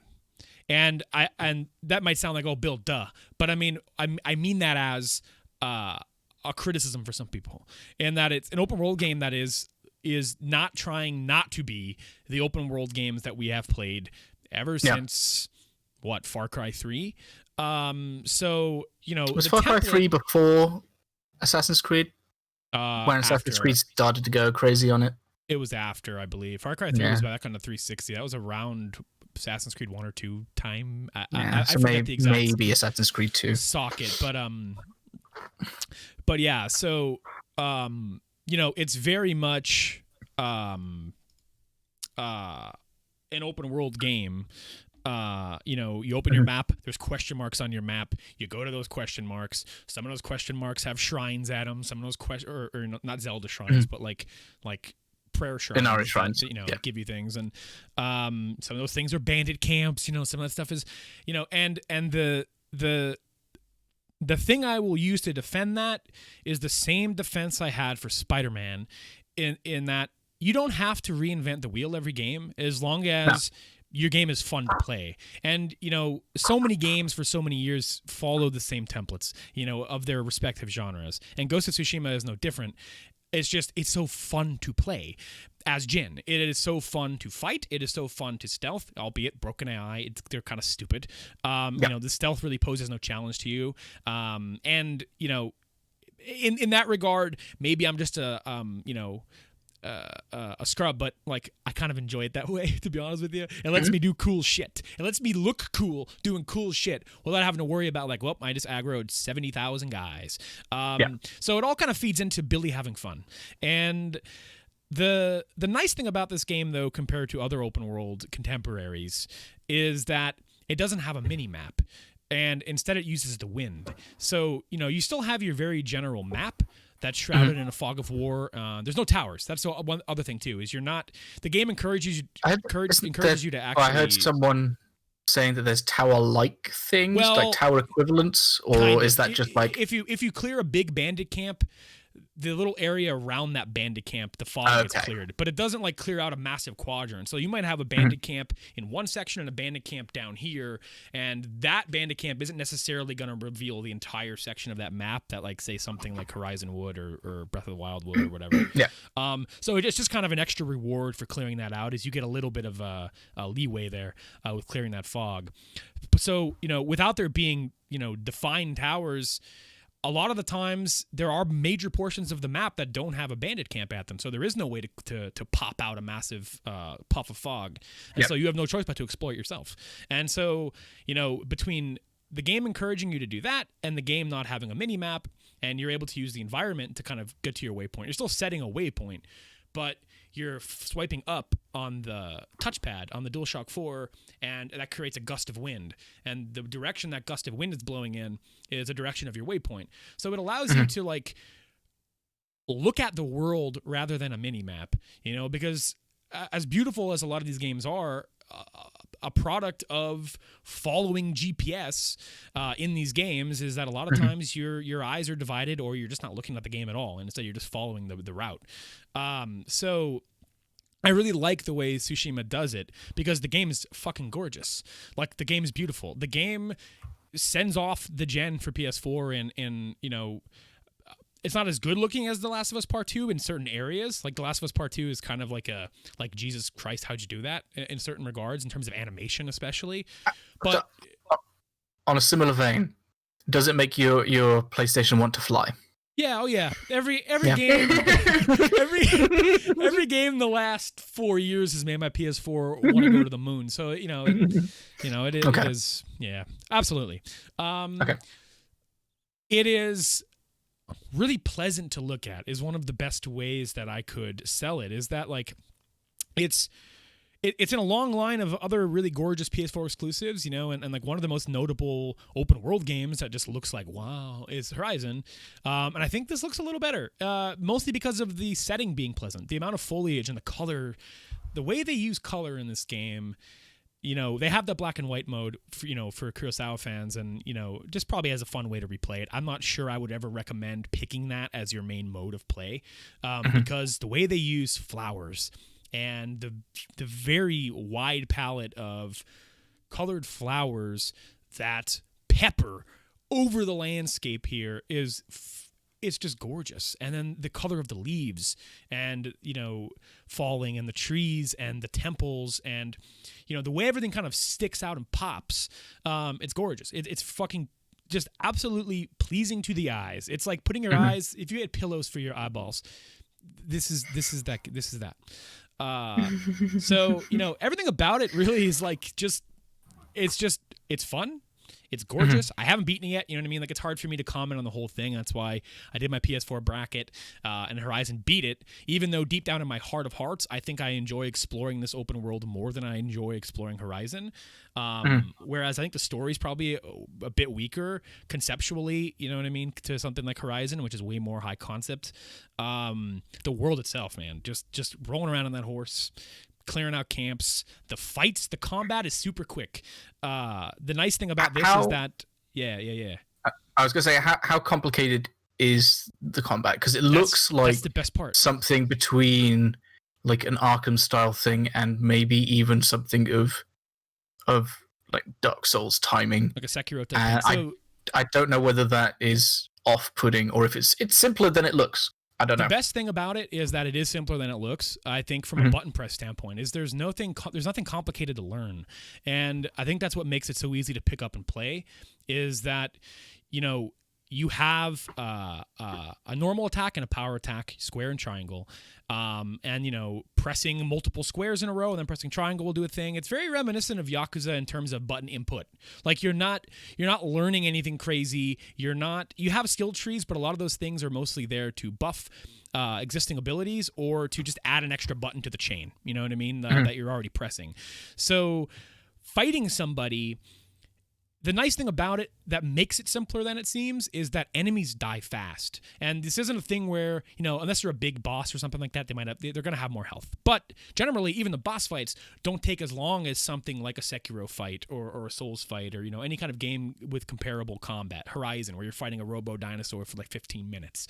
So it's not like a war of attrition or anything. It's just... Right. There's still somewhat of a posture meter kind of deal going on, like Sekiro, but you don't have to break that to do damage. So, it makes the combat fast. The fact that these enemies die in 1, 2, 3 hits sometimes, it makes it feel vicious, and it's simple to feel badass. And that's why, I'm so addicted to it and I love playing it, is because there's not a large barrier to getting in there and, just swiping the blood off your sword and going in and killing 15 more dudes. So killing someone in 2 or 3 strikes, it's like snakes fighting. I see Cena's bring up in chat, about sucking at parrying, and I typically really suck at parrying. And that's a big thing with Sekiro. I had a lot of trouble with some of the fights in that game, and, even some of the fights in Fallen Order, and just generally in Dark Souls, I don't parry because Billy can't. So the nice thing about this is the parry window is pretty heavy in favor of the player. So, in terms of if you suck at parrying, there's 2 different types of parries. There's a perfect parry, which is that's the one that's probably in Sekiro, right? That's the one that's probably in Dark Souls, where you got to be frame pixel perfect. And they know you're playing a 30 FPS. You're not going to do that. So there's a perfect parry, which gold sparks will fly, and then just a regular ass parry, which blue sparks will fly. And those are super easy to hit. They're not hard at all to hit. You can just mash L1 as someone's attacking you, you're going to parry them. So it makes getting in these large skirmishes really manageable, because it does kind of work like Batman, like you brought up, Kinross. Again, getting back to your question, adding some more of your thoughts in there, it works kind of like Batman in that you don't have to be targeting someone to parry them. So if some bozo comes behind you with a spear and tries to hit you, you could parry him with L1 as long as your timing's fine. So you can kind of, dance around with a bunch of different enemies, and they die so quick, it feels nice to parry one guy, slash him, kill him, move to the next guy, parry the guy behind you, slash him, kill him. So everything flows really well. There's no RPG things here where guys are big elites and brutes and they've got a shield and more armor, and everything flows really well and stays grounded in the reality of these are human beings and I'm cutting them. So the combat feels great, the exploration feels great, the music's great. The only thing that's weird about the game to me, my only complaint would be, and the most common one, is the lip sync is not it's universal no matter what dub you're using. So it's English. So if you're playing in Japanese, it's like they dubbed over Law and Order. The English. Yeah. You know what I mean? Like it's not It is watching it is super weird to experience, because in my head I'm like, you know what? If there's an English dub of a Japanese game, I sort of expect it to not look right. It looks super weird for Japanese to be out of time with lip flap. And yeah. I hope that. Yeah. Well, I It's guess weird. that they're never going to be able to fix that, but it would have been nice if they could have. Thankfully, like, as I'm reading the subtitles most of the time, I'm not looking at their lips the entire time Mm-hmm. they're talking. But I mean, watching so much anime, I mean, like a subtitle just goes into my eyeballs, and I'm not even paying attention. Yeah. So I am looking at their lips as much as I humanly can, and it is weird. You get used to it after 20 something hours, but it's a weird thing for a game this budget to not have multiple syncs. You know what I mean? We've seen it across multiple games, some of them smaller projects than this. So it's a little weird thing to be missing from the effort. And I'm not like calling them lazy or anything like that. It's just weird for it to be a missed. You know what I mean? That's all. Do you think I'd enjoy it? Yes. Here's my biggest pitch for you, Ebby. What era of Assassin's Creed did you enjoy the most? The one that everyone hated the most. So I really like Assassin's Creed 3. And, the biggest thing, and it's not an uncommon thought about Ghost of Tsushima, is that it's like the old Assassin's Creed games, not the new ones, where the new ones are more RPGs, and they're good. It's just if you enjoy playing something like Assassin's Creed 1, 2, Unity, whatever, 3, the older ones are that... No one enjoyed Unity. That's... I did. No, you didn't. No, you didn't. I did. Paris is cool. That's really I like the setting. That's really about it. Yeah. But it's really It would have been weird if he said reminiscent that he likes Syndicate. of old Assassin's Creed games. The way the combat works, the way you're not picking up loot every 3 seconds. You know what I mean? It's way more of a focused experience and less of an RPG. So I actually think if you enjoyed the gameplay of like Assassin's Creed 3 and some of those older Assassin's Creed games, you'd probably enjoy it, especially if you like the setting. Like if you've been waiting for someone to make a Japanese set Assassin's Creed games, got it. The thing that everyone's been wanting for a long time, a samurai Assassin's Creed. I think they actually did make one, but it was a 2D platformer, I think. I think that was set in China. No, I thought there was a Japanese one as well. There might have been one in. I forget. But my only other. Oh, sorry. They did China. Okay. I thought it was a samurai assassin. I don't know why I thought that. I didn't play him, so. But yeah, this would be for you. I'm not going to buy it right now because my PS4 is super in use with Final Fantasy. But I will pick it up when it's a little bit cheaper, I think. Makes sense. You can ask a question, Kinros? Yes. Just like literally all that I've seen of this game is that brief bit in a pseudo direct and the half of a stream that I caught. Is there enough variety, I guess, in how either finding shrines or dealing with bandit camps is, so that it doesn't feel quite so samey? Like, it looked like it was super satisfying, but I don't know whether it was necessarily like 30, 40 hours. I mean, you're 20 hours in, so obviously there's something to it, but whether it's a sustainable thing for a long term, or is it like this bandit camp is exactly the same as 20, 30 other bandit camps that you've done, or... Right. So that's always the weird, thing with these games. That's why a lot of people get burnt out on them super easily, and that's why, if you tell someone that, oh, it's like Far Cry or it's like Assassin's Creed, most people groan because it's like, I just spent 250 hours doing the same shit over and over again in Odyssey or whatever it might be, whatever open world game you played last. And, there's a mix of activities in here. And I think, this is going to sound like a cheesy answer, but it really depends on how much you take to the setting, because like the bandit camps themselves, I enjoy doing them over and over again just because I like how fast the combat is. I never really participate in stealth at all. Not because it's too easy, but because it's just so damn fun to fight. So I find it weird that in their presentation, they really put a lot of emphasis on like being the ghost, and you at one point in your life you're the samurai, but then you're the ghost. Like, well, I've kind of just been both forever. So I always just choose to fight. So I like doing bandit camps over and over again because it's fun for me to fight, and I can do it well, and it's not frustrating and all of that. But in terms of variety, in terms of speaking, objectively here about what you're doing in these camps, to answer your question, like they're kind of all the same. Generally, each camp has different bonus objectives, associated with them, and you can approach them differently depending on those if you'd like, and you'll get more experience for doing it that way and get more skill points and stuff like that. And those bonus objectives range from killing 3 enemies with your heavenly strike, or killing 2 enemies with the smoke, while in smoke, or using kunais or whatever. So they kind of encourage you to use more of your tools. But in terms of variety, that's really where all, the only spot it's coming from. The camps are laid out different. You know what I mean? Like, not every camp is just a few huts and a fire. A lot of the camps are, based on the beach, or some of them are in the forest, and some of them are just some generic ass camps. But in terms of the direction you're approaching them and the variety in which you're approaching them, the camps themselves kind of samey. Now the other open world stuff that's in the game, are a lot of them are a lot more meditative than combat. The only things that really involve combat in the open world are those camps. Everything else, you're finding, fox dens, and the foxes will, if you follow that fox, it'll lead you to treasure or a fox shrine, and give you some kind of buff or a power up or some kind of reward or whatever. And then there are what would they call it, the Inari shrines. Those involve platforming, and as the game progresses, those get way more involved. And now initially I expected these to be the towers, because you're climbing a lot, and that's typically what towers were in every open world game ever. But they aren't. These you get sometimes cosmetics, and sometimes experience rewards and stuff like that there too. And as the game progresses, those get way more involved, and you get a grappling hook, and they get longer and really cool. You get some really awesome scenery shots with those. So if you like exploring the world, those are really fun.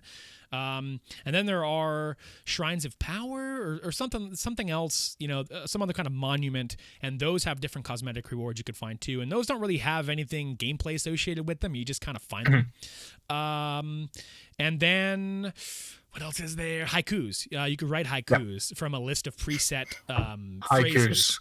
And those are weird because you could just write the worst haikus ever. And then every time you do one of those, you get a headband associated with that haiku, and your haiku that you wrote is on that item's tooltip. So, you get to kind of carry that shame with you forever when you write one that just doesn't make any sense. So, all of that stuff is fun for me to kind of interweave with each other, going from a fox stand to a shrine to a haiku to a camp, and the way everything kind of interacts with the wind and the way you find everything is really neat. Because one of the ways, if let's say you don't have an area of the map uncovered and you're just roaming around, you can listen for bird chirps, and these little golden birds will find you and lead you to a point of interest, and that point of interest could be any of the things I just mentioned, and it's like following the foxes, it's a really cool way to just use the world to explore and not the map. And, they've gone to great lengths to do a lot of that. And so that's really fun. So, camps, no variety. But other things, if you like the world enough and you like sitting there and hot springs, you can see Jin's ass a lot, if that's your thing. Thank God. Every shrine, it's just Jin's ass every single time. And those give you max health increases. So, if you... It's his ass, and then as he's coming out, the almost threat on Twitch of seeing a dingus. It's pushing the threshold of it's the like, dongus. It's so close. The thighs, thank God he has such thick thighs. The pelvic region is almost in POV. It's close. So yeah, that's another thing that's added there too. So the way everything kind of intermingles, and you find camps of people, you find bandit camps, all these shrines, all these different things, and then on top of that, you have all these side quests on top of the main quest. And the interesting thing about the way the side quests are in this game is there's 3 different types. I'm going so long about ghosts, I'm so sorry, but there's 3 different types of side quests in the game, and I feel they're of note to bring up because I actually think they're really good. One of them is just general side quests, just some John guy at a camp is like, fucking my farm's getting beat up, and you go and you kill a bunch of guys. No big deal. But then there are tales and mythic tales, and all of these kind of intermingle with the main quest. They are main quest caliber side quests, but you don't have to do them. And each one of those side tales has to do with an NPC that you met in the story. So, you find a woman whose family was murdered in the Mongol invasion, and she thinks that, there's a faction of Japanese people who use that invasion to kind of push her family out and take power, taking advantage of these situations. So there's a whole long quest line of helping her out, and with her family stuff, and to find out what actually happened there. And, they're side quests, they're silver, they're not main quests, but they're long. And, they're worth it to do, because they add a lot to the story and the world and Jin's story.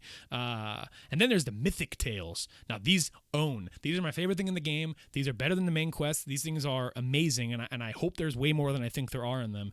And there's a bard guy, a musician, who in some of the camps you walk up to him and he tells you and a crowd of people a story about a legend, a piece of folklore in like Japanese history, and pinpoints a spot in the map for you that, like, oh man, there's this legend of this warrior who used this bow, and everyone keeps saying that he's sighted at these caves, and gets marked on your map, and you have to go find that cave, and the waypoint isn't enough. There's the whole legend involves like purple flowers, so anywhere on the map that's covered in purple flowers will have like a clue for you. So you go down these long rabbit holes of like trying to find whatever people are talking about. You know what I mean? Like, is it true that this mythical figure exists? Is it just people telling ghost stories? Is it whatever? And when you finally get to the end of all of these, there's always a big battle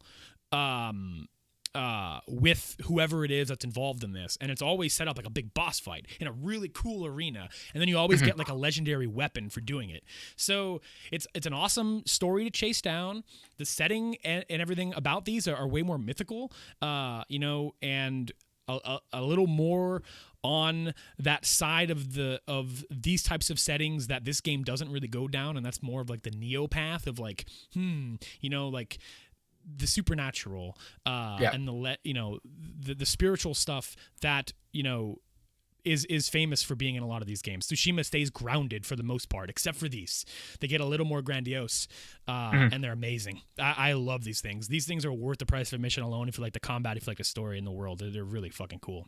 But yeah, I'm gonna shut the heck up about Ghost of Tsushima. I had one last question. It is a quick question. That's fine too. It's a quick answer. How punishing is failing? Like, if you die, how screwed over are you? You respawn pretty close. I'm trying to remember where, like, if there are specific things that constitute a respawn point. I can't recall, and that's not me saying I don't die. I die all the effing time. But I just don't remember, and I guess because I can't remember exactly, it means that it's not that punishing. So it's like there is a decent checkpointing. Yeah, I mean, you don't lose anything, and the checkpointing stuff's pretty okay. And I've never really had a rage moment where I've had to redo 30 minutes of something like that. It's constantly auto saving too. You'll see in the top corner of your screen, it's like it's always being your bud and always saving. So so that's not too bad. Cool. Good game. Hey Bill, do you want to talk about another game? What would that be? I gotta put it on the thing. I heard you played all of the Final Last of Fantasies. Us Oh. 2. And I heard that it beat Yakuza 6. And I don't think I want to let you talk about the game, because I just want to be salty about the fact that it beat Yakuza 6 for the next, 10 minutes. For anyone in chat wondering, I did a PS4, kind of funny, put out a bracket setup. There was some serious upsets in that bracket. To whittle down the best PS4 exclusives for the gen, since they're all out. And, it's a hard tournament. Lots of great games I love got eliminated in round 1. Unfortunately, this list includes games like Yakuza 6 and Tetris Effect and Bloodborne and Persona 5. That Uncharted 4, Uncharted 6. Legacy. And now, listen to me. I'm gonna put Yakuza 6. I'm gonna put Yakuza 6 in for making me cry like a baby. I'm gonna put Yakuza 6 in for making me cry like a baby. You know what? Yakuza 6 made me cry like a baby, but it ain't going any further. It's the end of Kiryu's story, Bill. Today is a diamond, Bill. That day was not a diamond. It was not a diamond.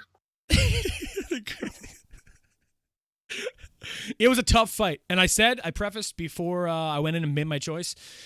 This would be a PlayStation 4 bracket matchup that'll be talked about on ESPN Classic forever. Two heavyweight titans.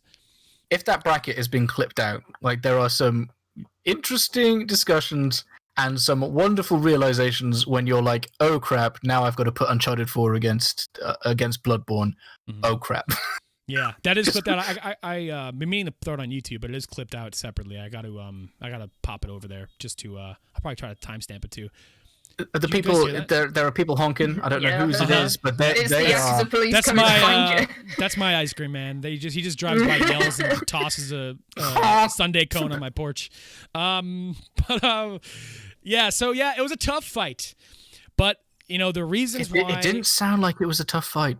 The reasons why The Last of Us Part 2 ultimately beat Yakuza 6, and not only that, but it beat Bloodborne for me as my favorite. Spoilers for the bracket, but yeah, it is what it is. If anyone's ever going to check boycotting this podcast. But is that The Last of Us Part 2 is a game that, and it's hard for me, I think I said this too in the stream, but it's hard for me, I need to really kind of focus down on my own raw thoughts on it because, it's been a month since I beat it, and since then, due to the nature of this game's existence, there's been so much discourse on it, and, reviews and conversations and opinions, and it's like trying to remember what your actual personal opinion is and I've before you knew anyone else's. That's the problem, is I don't want to regurgitate anything specific, and I think that's fine because I can easily bring myself back to where I was, in two very specific moments that I'm not going to name. That's but the way I felt after I beat that game, and I'm not just saying this. Recency bias or whatever comes up, or me being hyperbolic, whatever. I truly don't think The Last of Us Part 2. I don't think there's anything else I've ever played that has replicated the way that this game made me felt in certain instances. And I give it big ups for that. Like the game's amazing. Is everybody doing? I'm hearing Sharpie on paper. There's a protest going on. But there is, they went for something here with this game, and it clicked for a lot of people, didn't click for a lot of other people, and I respect the game a lot for that. Shit. Sorry, I have it backwards. Oh yeah, it is backwards. I got you. There you go. Oh shit! There we go. You did it yourself. Thank you. So yeah, I mean, the jury will yell at recency bias. It's fine. It's fine. I take it on the chin. I come out here at the podium and I can only speak my heart. But yeah, I think they went for something here that nobody else has ever really done for me. And that is make you feel conflicted, disgusting, all in a game. That is good handwriting, by the way. Yeah, it is. Thanks. Yeah. I mean, yeah. You two have, I believe, seen mine. I know Ebby has seen mine. Mine's horrible. I don't think I've seen yours. I don't think you've seen mine. Ebby's definitely seen mine. Mine looks like if you take Google Live Translate on your phone and hold it over another language, and then the letters come up all fucked up. That's what my handwriting looks like. But emotionally, it's hard for me to talk about the game without getting too much into spoilers. My scroll for what it's worth. That's pretty close. I think we all just all of our dude handwriting just kind of looks like that. It's just bad. Yeah. So Kinrosh, you've played it too. Ebba, you've watched it. I have. So you guys know specifically what I'm talking about in terms of context. So the chat may or may not. I know some people in chat have played it. Andy's in chat says he's a pretty good ass game. He has played it. I'm not sure if anyone else in chat has played the whole thing through or really been around to kind of take in the attitude of the internet after that game's big plot details leaked. And, I think there's a really special thing in this game that I don't want to say the game is ruined for you if you have participated in the leaks or read the leaks or whatever, but I think there's a really weird expectation that is set for you when you read those things or even just see the attitude and the vibes of the opinions of those leaks. Because, I knew everyone was angry. But going into this game, I didn't know about what because I didn't read them. And I did a really good job avoiding spoilers. I don't know how I did it. It was a master class. Not a clue. Spoiler Not avoidance. a clue. but people were mad about it. And so I'm going into it thinking like, well, what the hell could have possibly happened in this game to make people so ferocious? And like to the point where, you know, threatening lives, harassment, you know what I mean? And I'm not grouping in everybody who's disappointed with the game in that group, but that's just a result of what happened due to this game's story. You can't avoid that. You can't ignore that. And, you know, and it makes the conversation around the game messy because then it creates an atmosphere where criticizing the game potentially lumps you in with just absolute pieces of shit. You know, and then for some people, liking the game puts you in one camp. And so it has made talking about an already very complicated video game in what it's trying to do even more complicated. And so, you know, I haven't really engaged in too much conversation myself personally. I've just took it all in and eaten it.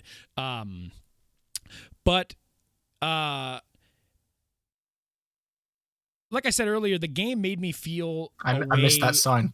that I've never felt playing anything else. And that sounds hyperbolic, right? Because it's like, it's a video game, Bill. What does that mean? But there are two very specific moments, and Kinross, you probably know which ones they are. Maybe. I don't know, because the game is so vast in that regard in terms of the spectrum is trying to paint for you. Where I didn't want to press a button twice. I felt gross. I felt weird. And there's a boss fight that made me feel fucking weird. And then there's another moment that makes me feel like, wow. And everything kind of worked for me.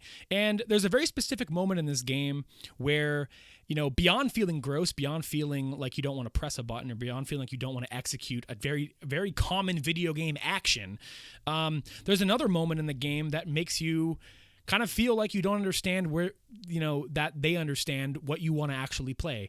And there's a moment where you two remember, I messaged you guys in chat about how, I don't know how I feel about this. This feels kind of bad. I don't actually know if I like this. I don't know if I like where it's going here.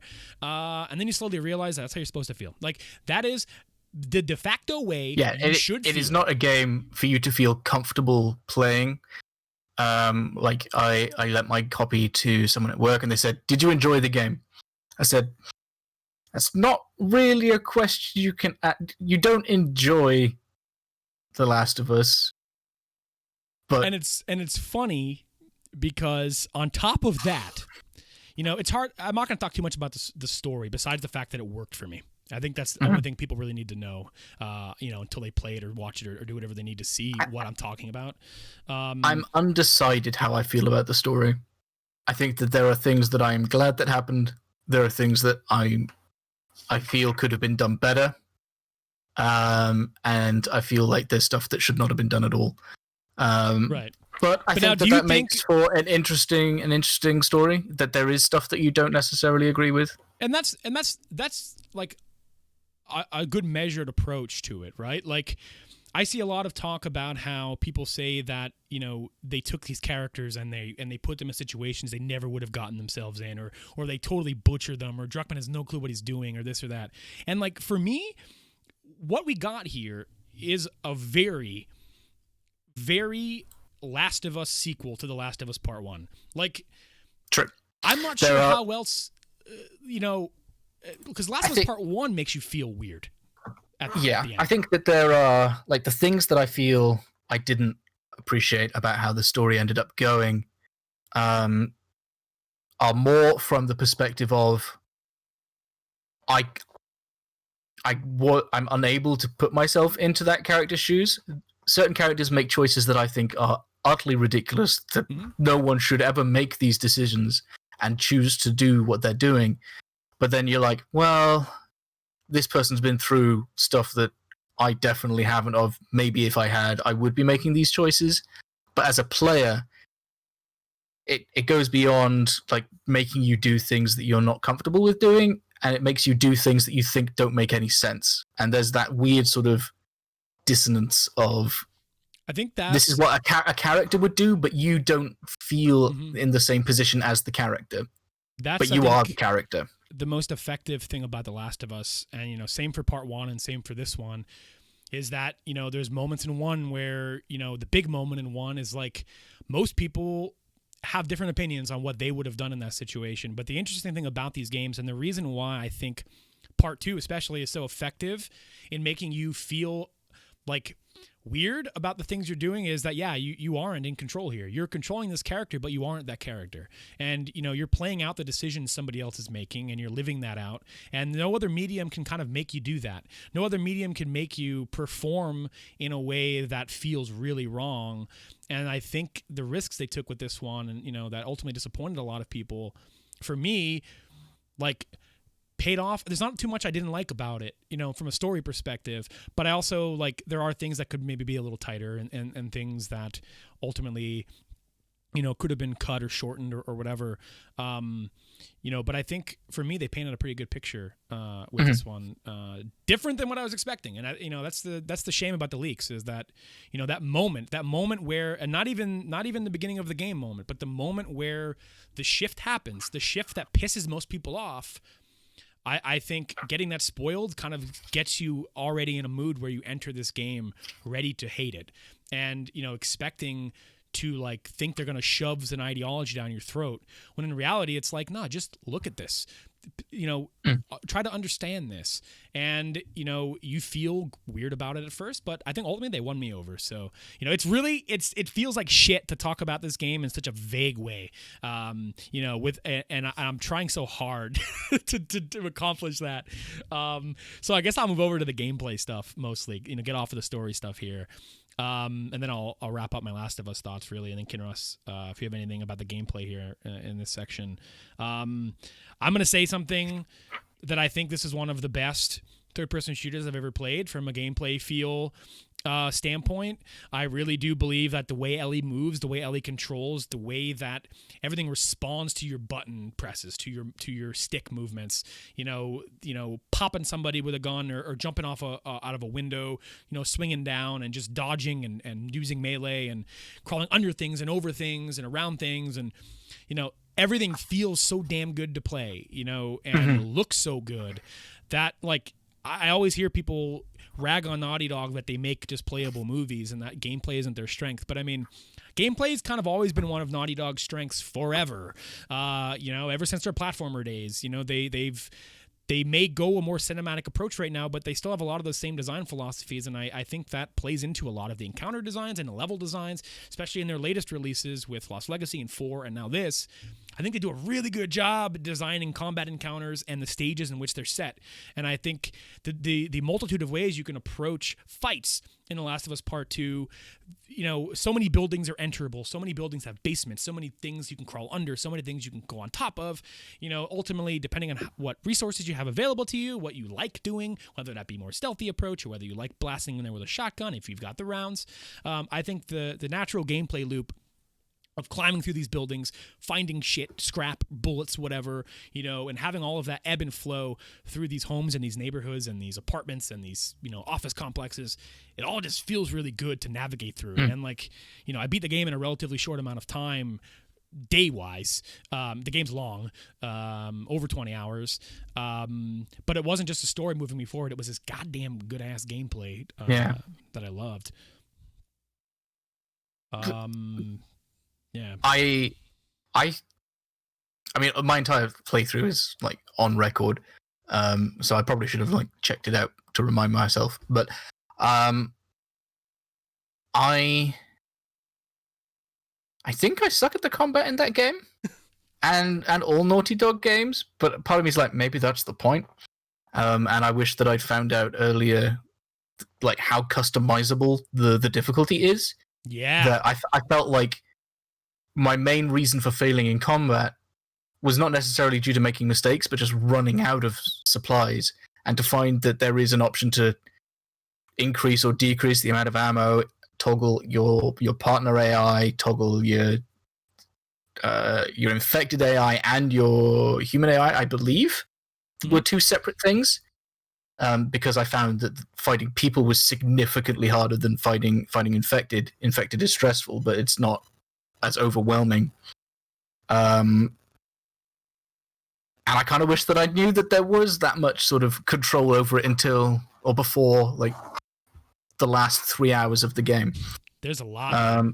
There's a lot. Because, I mean, when it starts up, it offers you, easy, normal, hard, and extreme if you finish the game. It doesn't tell you that you can tweak everything because I was like, I'm playing on medium and I feel like I'm struggling, but I don't want to drop it to easy. And then I happen to find that there's a custom option. I'm just like, well, you could have done with telling me that, but yeah. You really get in the weeds there, and like I think that's really neat. And I was even I was tempted to like toggle the ammo options a little bit, you know, or maybe I would do that for a replay where I'm just loaded on bullets and I could just run through and just because you could do that, you know what I mean? Like and it's awesome. And there's even things you could toggle that for accessibility reasons slows the game down when you enter aiming, so you can like always be entering bullet time, which I think is a neat toggle as well. And I played it on I think normal. Lou asked in chat what difficulty do you recommend playing on, you know, to keep the gameplay at its best. I'm always bad to ask about that because I always end up playing on normal. I never think that like, oh, I'll try it on hard because I think maybe it's too easy. I always just go in and whatever the intended. I mean, I figured that normal is what they intend, either for purposes of. It never felt like I was too loaded on stuff. It never felt like I was able to just run through and shoot everything. There were tons of instances where I was out of bullets, and you know, specifically, you know, towards the end of the game, the last part of the game, and I gave up and just I can't find bullets. There's 8,000 people in here. I sprinted to the exit with like this much life left because I didn't have anything. So like, you know, it's very easy to waste your shit. There were definitely encounters where I'm like, I'm pretty sure that the exit is over there.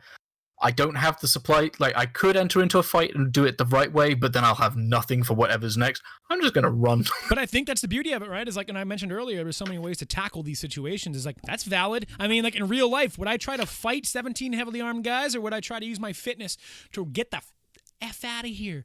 I don't even have that. Get out of here. I mean, I would die instantly. But I mean, it is, you know,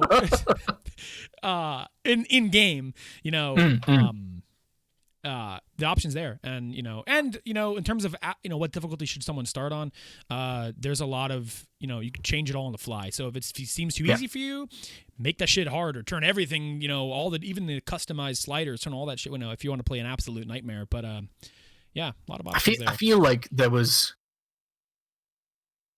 Because I mean, it's obviously a different game to Uncharted, but there's things to find in the world of Uncharted, and there are things to find in The Last of Us. But I feel like I missed so much because it's less obvious. And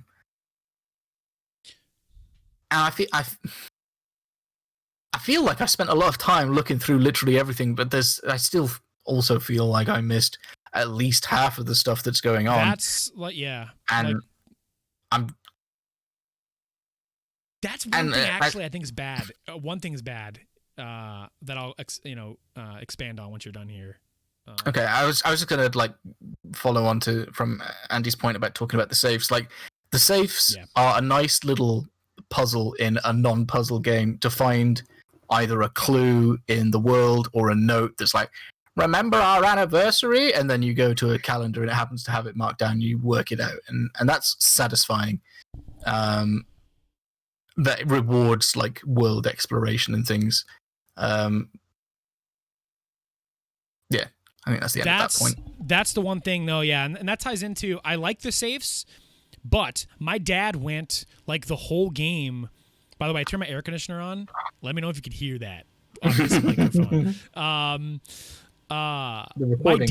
My dad went like 15 hours like into the game without finding the long gun holster, and I felt horrible about it because it's like you kind of need that to swap between rifle, shotgun, whatever you got fast enough, and the fact that you can miss that for so long, and they, you know, game design wise, they move that holster from one place to another place so that if you miss it here, it'll show up here. So he did eventually find it. But, you know, if you somehow walk past a garage that has a safe in it, you know, you could miss things. And you do get that feeling that, like, man, did I actually go into all the homes? But I mean, at the same time, you get to a point where, for me, I just learned to live with it. Like, fuck it. I'm not going to ever go into every home. But it did a good job in building out the environment and feeling like there are so many corners here and so many lived-in houses and lived-in offices that, you know, if I miss something, shit, you know, it's got to keep moving. But and on the safe point, you can just listen to clicks, which is really once I learned that, I never looked for another damn combo again because I'm like, I don't feel like looking for it. Let me just listen for the click. Listen for the click on the right number. It's very faint, but it's definitely it's like a click, click, click. Yeah, it's there. Yeah. And Paul in the chat brings up the open air, which I think is worth actually bringing up, and I can't believe I forgot to even mention it. The Seattle Day One, the first portion of the game after weird that the prologue. They only did that once. Yeah. I thought that they would have done that. They went the Lost Legacy Again. route from Uncharted and had a big open area for you to explore with Dina and Ellie. And I think that area of the game is so good and like so well done, and you can approach it in every direction, any direction you want. And, there's cool things to find there and cool conversations and cool scenes that specifically Ellie covering Aha's Take on Me in the music shop, that you could just totally miss. And I did. Really nice scenes like that add a lot is there for you as a reward, in terms of, checking out every possible store. And I love that. And I love that they did that. I loved it in Lost Legacy. And in Lost Legacy 2, it was only one chapter. But I would have liked at least one more of those, right? Like, if the whole game was like that, it might have got a little exhausting just due to the sheer amount of buildings that go in. But, like, one more area, maybe in the second half with, the circumstances there. Yeah. I would have appreciated that because I think they do that open worldy aspect so well in a really nice Naughty Dog way that I'm really a big fan of. I think my only criticism of that part is, and it makes total sense in the context of the game, is trying to find my way around the map. I suck at navigating, and the length of time it took to pull out the map to work out where I was, to then try and work out where I need to go, walk for like 10 seconds, pull it out again. Oh no, I'm going the wrong way, turn around. I feel like, well, there's no way that they could have done that better because of how they decided to integrate it into the game without having a mini map on the screen. That was like my only issue of navigating that part, is like I'm trying to find my way to this specific point, but I end up lost in the same section every goddamn time. That is why the wind in Tsushima is so nice. They should just they got to put wind in all their first party games. That's just how it is from now on. Gran Turismo, I don't know where to turn. Give me some wind. Let's go. But yeah. Abby, I have a question for you. As a viewer. So you are now in the Shadowbringers phase of Final Fantasy XIV. Oh, I thought you were going to ask me about The Last of Us. This is way better. Okay. The last time we got together on the show to talk about the game, you guys were in A Realm Reborn still. So that was about a month or two ago. And it's really hard to get hyped about A Realm Reborn. It's really hard to, sound enthused about A Realm Reborn. So, while it was a positive conversation, it's like, it's fun going through the old stuff. But since then, you two have... I don't think that's the word we used. Since then, you guys have gone through Heavensward and Stormblood, and are now starting up on Shadowbringers. And so, as somebody who loves MMOs, and I'm always excited to hear back tales from friends getting absolutely addicted to them, which is what I want. I want my friends to all get addicted to MMOs, even if I'm not there to play it. I just, whether it be WoW or Final Fantasy, it makes me happy to see people get into these things because they are great escapes. And so I'm glad you two have stuck with it since our last episode and are now at a point where you will be current. So I'm curious. Just a progress report. How have you found the last few expansions that you've went through? How have you acclimated, as before you guys weren't too high level. I mean, now you guys have found classes, jobs, presumably, that you really like and identify with, have done a lot of dungeons and, a lot of the older raids and trials and stuff like that. And, I'm just curious, how you feel now. Now I can consider you, because your Sprout is gone, I can consider you. I still have a Sprout. I think I still have a Sprout. Sprout is you gone. won't for much longer. I could now ask you, as a veteran MMO player, how your time has been with Final Fantasy 14. Just as a side point, the fact of getting to current content on bloody Sprout is ridiculous. First of all, Bill, where's Salt and Vinegar? Where is he? He has a bad left knee. Where is he? I'm a healer. You know, I've been trying to organize a time where I can get you into the FC. But you're never there. You just paying for a sub that you're not using. As far as you're in the wrong Final Fantasy. Another month just got deducted off my card. So, well, I want Salt and Vinegar to come back. More, hoorah! Strong opinion. So I don't think I had a particularly great experience with A Realm Reborn. The post-game stuff for A Realm Reborn before you go into Heaven's Ward is really kind of boring. It's not good. And then you have like an hour and a half worth of cutscenes, and then the game picks up. You get into Heaven's Ward, and I genuinely loved Heaven's Ward like a lot. I think Heaven's Ward is probably like up there in the top 20 games that I've ever played. Like, I loved Heaven's Ward an awful lot. And then Stormblood happened, and I didn't like it. 2.0. Yeah. But the thing about Stormblood is that the story sucks, the characters kind of suck, but the dungeons and trials are pretty cool. Like, yep. So that's the I liked half, long and short of it. well, I guess. half or a third of Stormblood in the Doma stuff. The Doma stuff was cool, but the Alamigo stuff should have been put in the bin in A Realm Reborn. They should have just like let that happen somewhere else. Yeah, as Cam said, it has massive identity crisis in what it wants to do, because it wants to do too many things. Too many things. It should have just either done the Doma stuff or the Alamigo stuff and like fleshed that out, but they did both and it wasn't as good. Some of the stuff that happened in there was super cool though, like when you go to the Azim Steppe and you like meet all of these Ura tribes, and then you do the, what's it called, the Nadim? The Nadam or the Nardam. The or something like that. That's a super cool sequence of events. But the story is just like really boring, in my opinion. That being said though, I don't remember a thing that happened in World of Warcraft, and I enjoyed that 10 years ago, so maybe story isn't like super important to an MMO. But with Final Fantasy XIV, I think it's been such a benefit to my mental well-being while I've been in lockdown, not able to leave the house all the time. And, you know, I get to hang out with my friends basically every day, and that's what I appreciate it for, more than the fact that I didn't like an expansion that they did. So, I'm also super into crafting now, and I'm super into gathering now. They have something that's happening. It's like not... The phase that it's in has finished, but the Ishgardian Restoration project, where you get to help build the Ishgardian housing that's coming out.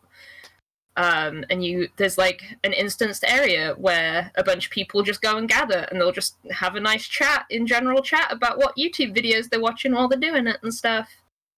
I'm really into like just that in general. Like, it's just chill, and I get to, you know, have a nice time. I like Final Fantasy XIV an awful lot, and I don't know what it was about the first time that we played it where it didn't click with me as much as it did this time. I don't know if it's because I was like not wanting to pay a sub fee or whatever, but if you haven't played Final Fantasy XIV before though, the new trial, the new free trial, includes Heaven's Ward, which is amazing. Go and play it. And they're redoing A Realm Reborn, but there's cute Elysian boys, as Emily said, in Heaven's Ward, and that's the most important thing. So go and play it. I think it's from. I'm assuming that's from August 11th as well, with 5.3. Probably. That the new trial comes in. So wait like 10 days or whatever it is. But I am going to try and get up to date on Shadowbringers before the patch comes out. That's the next challenge, is to get through expansion and two sets of patches in just over a week. Well, it's longer than that because it doesn't Is it? come out until August 11th. Oh, so 2 weeks. It's 2 like weeks. 2 weeks. 2 weeks. But the thing is, Stormblood kind of burnt me out on the story, and I know that Shadowbringers is supposed to be super good, but I'm like, what can I do that's not that? Yeah. I'm going to do my botany quests. That's what I'm going to do. I think we're very soon going to hit max level before even reaching end game. Mhm. So I'm level 77 on Dancer. I think I'm 75 on my Summoner Scholar. So we've started looking at second classes. Well, I'm looking at third classes because my bod is also level 73 at this point. Yeah. It's weird trying to then sort of bring something back up to level. I feel like there's a few things that they could maybe do to make it a bit more obvious what stuff is level appropriate for you, or where you're able to find. What I would like them to do is make it so that you can do Trials Roulette lower than 50, because you can't do Trials Roulette unless you're level 50, which I think is actually kind of dumb. When there are trials that are if they're able to limit threshold. If they're able to limit the level of dungeons that you go into on the roulette, I don't see why they're not able to do it for the trials, especially when there's so many in Realm Reborn. Yeah. So I feel like when are you logging in, Bill? When we reach the fairies. Soon. When we reach the fairies, so like Thursday, I guess. Soon. It's tough. I run into this a lot whenever I resub to MMOs, and I mean, Nick knows this very well as our monk and warlock who are just sitting there collecting dust. I start MMOs, and then I play like 19 other games, and then I never log on to the MMO again. And I think I do that not just with MMOs, but every multiplayer game ever. I show up, I'm there, everyone's high-fiving and hugging, and then I disappear very quickly. And then I'm playing games from 2001. So, did you do World of Darkness then, or did you just not even get that far? I didn't do that one yet. Oh my god. I don't know. I thought that was required to get to Heavensward. No, not anymore. Well, it will be. Not prior to this patch.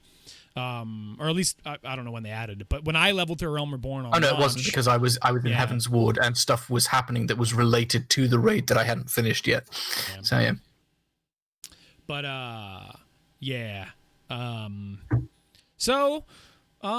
I'd like to play it soon. Because I'm in such a Final Fantasy kick, you know what I mean? I'm just feeling it. I'm feeling the crystal. You know, I'm all over the place. I'm in Spira. I'm running around with Zidane. You know, walk as an idiot. I'm playing 14 sometimes. I mean, you've only got to get through 11, 12, 13, 13, 1, 13, 2. Oh, 11, no. And then you'll be back to 14. Yeah. And then 15. Are you gonna play 11? No. There's a way to do it. That's a committed. I think the servers are still there. Yeah, they're still there. I probably won't. That's another MMO. Can't do it. But Stina's in chat. Subject of Final Fantasy. Bill, sell Abby on 10. I don't know if she'll ever play it, Stina's. I don't know if it'll ever happen. Sorry, buddy. Look. Bill, play last Life is Strange. Abby, and then when that happens, you can try and convince Abby to play 10. I don't know, man. Bill's convinced me to play a lot of games, and he's only just started listening to me recently, so... That's true. Coming around. But now the thing is, though, I listen to you. Now I have a backlog of Fire Emblem games. You know what I mean? So I got to play through those. Oh no, I think we've established that you don't want to play anything else. We don't want to play the older ones. Well, on my 3DS, I got to play Awakening. Yeah. Awakening is the only one that I genuinely care about if play or not. So if you never play it, we can't be friends. And I'll never play Final Fantasy X. It's just how it goes. So, Kinrush, you threw on the list here, and we're in the name drop portion, kind of. You know, games you've been playing. Don't really have a lot to say on them, but Kinrush, you dropped Final Fantasy VII Remake in the list. Because I finished it. I finally finished it. Yeah. Did you like it? No. Really? Is that a real answer? I am not interested in playing part 2 anytime soon. So in that instance, my answer of no is accurate. I don't know whether it was because I fell off it for a month and then went back to it, or if I fell off it because I was done with it. Think about it this way. Okay, you're not sure if you want to play part 2 for a really long time. Square's got you covered, man. Mm-hmm. But the thing is, until I have my first kid. I was struggling to keep track of what was going on as I was playing it. The concept of having to wait 2, 3, 10, 16 years for part 2 to then try and remember what's going on. Sure. I don't know whether I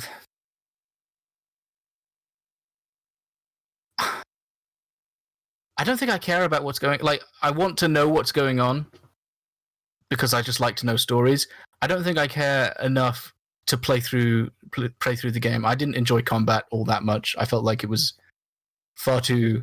Again, this is me probably sucking at combat. I felt it was tedious and far too frequent, and it hit a point where it was taking so long that I just dropped the difficulty to easy so that I could get through, so that I could get to the end of the game.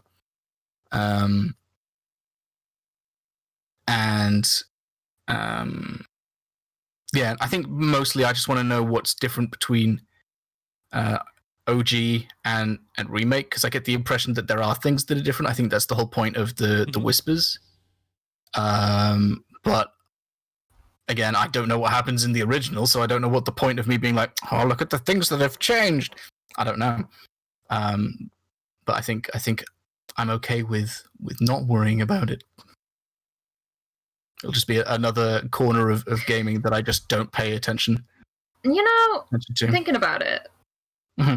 I was like really hype on that game when I played it, but it feels like I played it like 4 years ago, and I don't really remember anything about it now. It's this year. Fucks with time. I still it really doesn't like help that the time that I was playing it, no one else was playing it because they sent me the game 2 weeks early, and I don't really know why, so I didn't get to have like immediate conversations about it, I guess. But they sent it out early. We just have that spoiler cast that I've not yet finished editing, so maybe there'll be something out in the future that's more. The nice thing is that'll be relevant forever, because we're all going to be waiting for part 2 forever. It doesn't matter. That's true. It'll be like our Persona 5 spoiler cast that somehow still gets 10 views a month. That's thanks to Royal, probably too. Hey, you out there? We see you. Well, we don't see you. We're not creepy, but get NordVPN. Yeah, Steve. Steve from Wisconsin. Get it. Remake set me off on my fucking Final Fantasy lifestyle the last 4 months, so I give it credit for that. Yeah. There was a brief moment early on where I was like, maybe I'll pick up 7 original. And then halfway through, I was just like, you know what? No. I tried to play the original. I just don't think I like anyone enough in it. I don't care. That's fair. And that sort of very much that's fair. That's fair. Just thinking, oh my god. that neuters it neuters your ability to play a long story-based thing if you just don't really like anyone.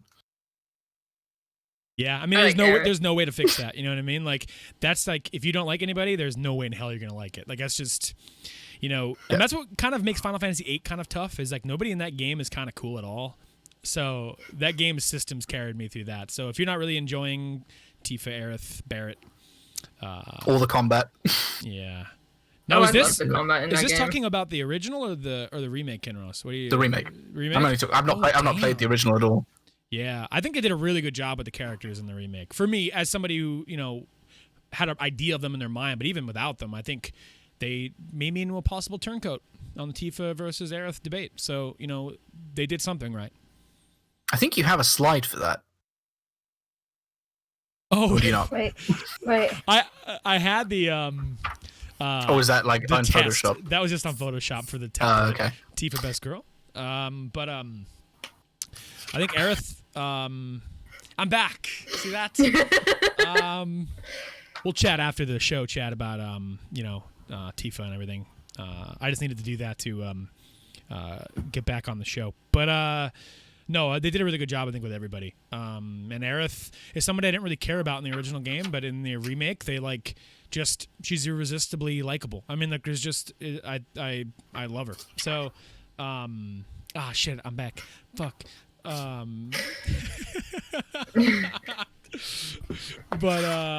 yeah. I want to make it known. I do not agree with Bill's feelings on Tifa. So Permadeath does not say that. Bill says that. I don't even know what side Bill's falling on. Are you saying Tifa is the best girl? It's an embarrassment of riches right now, thanks to the remake. Because as chat brings up, Jessie, incredible character compared to the original. You can't trust her. Jessie? You can't trust her. Why? She's all sneaky and double speaking. You can't trust what she's saying. I think we're gonna run this podcast, guys. Guys, we can't. We can't. Talking about Kinross? She's a wonderful lady. She wanted to be an actress. I was just about to drop the biggest fucking spoiler, so we need to get off of this topic, like, real bad. Questions, chat. We're at the point in the show where if you'd like to ask a question, you can. I don't do things by email anymore since we're doing the show live. You have to. Oh shit! I'm moving that shit all over the place. Opportunity to throw anything in there, but anything we've talked about today, anything actually. It doesn't have to be anything we talked about. It could be general. Oh man, I got bored with when you were talking about something. No offense, and I drew a smiley face on my phone case in Sharpie, and now it won't come off. Oh no! That's really alcohol phone case. Alcohol wipes will fix that. Yeah, you can rub that off with that's my fault. Alcohol gel. That's my fault. This is a happy case. It's a happy case. You just can't sell it anymore. Emily asks, I like to ask you to get heated about who is best girl in Final Fantasy VII Remake. Marlene. Yeah. The thing about Tifa really for me is the that landlady. I think Tifa has more time to shine later in the story than she had to shine in Remake 1. I think that was deliberate. I think, to make a certain moment really hit you in the throat, I think spending so much time on Aerith in Part 1 is just perfect and made me really feel already for something that, is like an all-time classic pop culture moment, but at the same time, I didn't feel anything when I watched it. So it's yeah. Do you think that they're setting it up in people's minds of we're focusing so much on this person so that this moment hits you hard, and then they're just not going to do it? I think they're gonna. They're going to do it still. You don't think that they've dropped the little nuggets of things changing? Changes like that would be a head scratcher to me. All the little things. I don't mind. I don't. Sorry. Bless you. Bless an old Twitch.tv bless to you. I'm sorry. I'm okay about changes, and I don't mind them. On a grander scale. But certain things like that, I would scratch my head about. But. Who knows, though? I mean, if they do it, I won't be upset, but I would just scratch my head. Mm-hmm. But, there's a lot about that game and its ending that is peculiar and interesting to think about going forward in every which way. So the only real way for me to feel any type of way is to just see what they do with it, I guess. Mm-hmm. Because, I'm positive on it, but also curious, so it'll be interesting, to see if they actually do it, know what they're doing. You know what I mean? But yeah. Well, from what I've heard, cancel Nomura. Yeah, people want him fired immediately. Get out of here, go. We'll see what old Nomura has to do, what he has to say with his art. But yeah. So, Generally, I would typically have deferred to Twitter too for questions as well, but we usually, I would say in my mind, run the segment about 10, 15 minutes, see how we go, decompress. This was our first ever live episode of the show in this format with this set dressing. And, I think as we went along, any kind of kinks might have got ironed out. I'm going to run a lot more tests for the next episode too, just to make sure everything that I know that is where I have it sounds okay and looks okay. I'm going to make sure there was anything, that isn't broken. So anybody listening at home, you might not have seen any of the problems or heard any of the problems, whatever it might be in terms of the audio crackling in the beginning. If you're listening on podcast services, you won't hear that at all. But if you're watching on YouTube, you will probably have heard it. But hey, you know what? That's show business, baby. That's show business. Welcome to show business, baby. So, yeah. I feel like we're about 40 minutes short, though. we are missing half the show. One of the ideas behind this was to make the show not 3.5 hours. I think we actually did pretty good. Yeah, I should play a game that I can talk about next time. Next time I won't have The Last of Us to talk about and other stuff like that. So that was just a backlog of the last 2 months just festering. Play Final Fantasy X, Cenas' question. Man, I love that game. I love that game. I love it. I don't know what there is for me to play anymore. I love it. Nothing. There's nothing to play. No games. I guess Paper Mario. We're coming up on next gen. No games. We've got Paper Mario to play. Slower summer. There's no games. It was slow summer.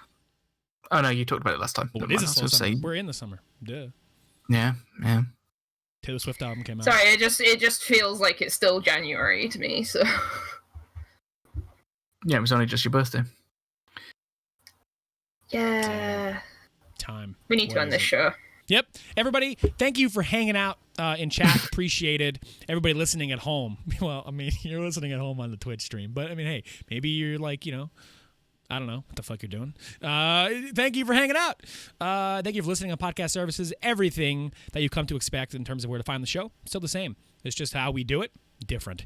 So let us know any feedback that you have, whether it be on Twitter at Permadeath Podcast, in the comments on YouTube, or tweet each of us personally. Links to our Twitters are down below, as well as a link to our Discord, which we've been pretty active in recently. So if you want to come in, share some music links, talk about some games, whatever it might be, come pop in, have a chat. All three of us stream on the weekly as well on our personal channels. Links to those can be found down below as well if you're watching on YouTube. If not... Do you mind if I plug something real quick? Plug it! Plug it hard. Next weekend I am doing some fundraising for the UK Sepsis Trust, and I'm going to be playing Ocarina of Time on my Twitch channel, which is twitch.tv/Gulisian. How do you say it, Bill? Elysian. No, you got it. I got it. Yeah. Elysian Evie, if you feel like watching. That'll be next Saturday. Next Saturday, August 1st. So if you want to join in for that, please feel free. One of the goals is going to be I stream Star Fox Zero if we get to it. So. Don't you like that game? The best part is it's payday 2 days before. Oh, God. Yeah, that's all. But yeah. Also, watch Bill suffer through Shenmue because he has a VOD channel now. No, you know what? No. Shenmue 3 is a blight on humanity. That's not even me being like, oh, Billy's funny. He's a comedian. He's saying things that are like edgy. No, that game is human shit. Anyway, thanks for watching, everybody. Ken, is there anything to plug, man? No. Cool. Nice. Passion. Yeah. Every stream on Saturday, replug it. Mm-hmm. No, yep. That's all. And with that, another episode of the Permadeath Podcast in the books, as they say. I was saying in the bag. They say both. Okay. Chat, it's up to you which one you want to hear me say. You could just like mentally place it over. You know what I mean? Choose Your Own Adventure podcast. Look, I'm doing all kinds of different formats. It's show business, baby. But yeah, thanks for hanging out. This is how we're going to do it from now on as well. So look for the next episode. Look out for tweets. We'll be doing the next one live as well. Trying to do them a little more regularly, seeing what we can do. Not all of them will be this long either. Not all of us, depending on the topic and whatever we're doing. So we're going to try to integrate topics more often than we've used to. Have some fun. So yeah, It's gonna be a good time. thank you for hanging out, everybody. Enjoy the rest of your day, whether you're listening live or not. There's more day after this, so enjoy it. Yeah. Have a good evening, guys. See you in the history. Goodbye. See you in the history. Bye bye. That's the one.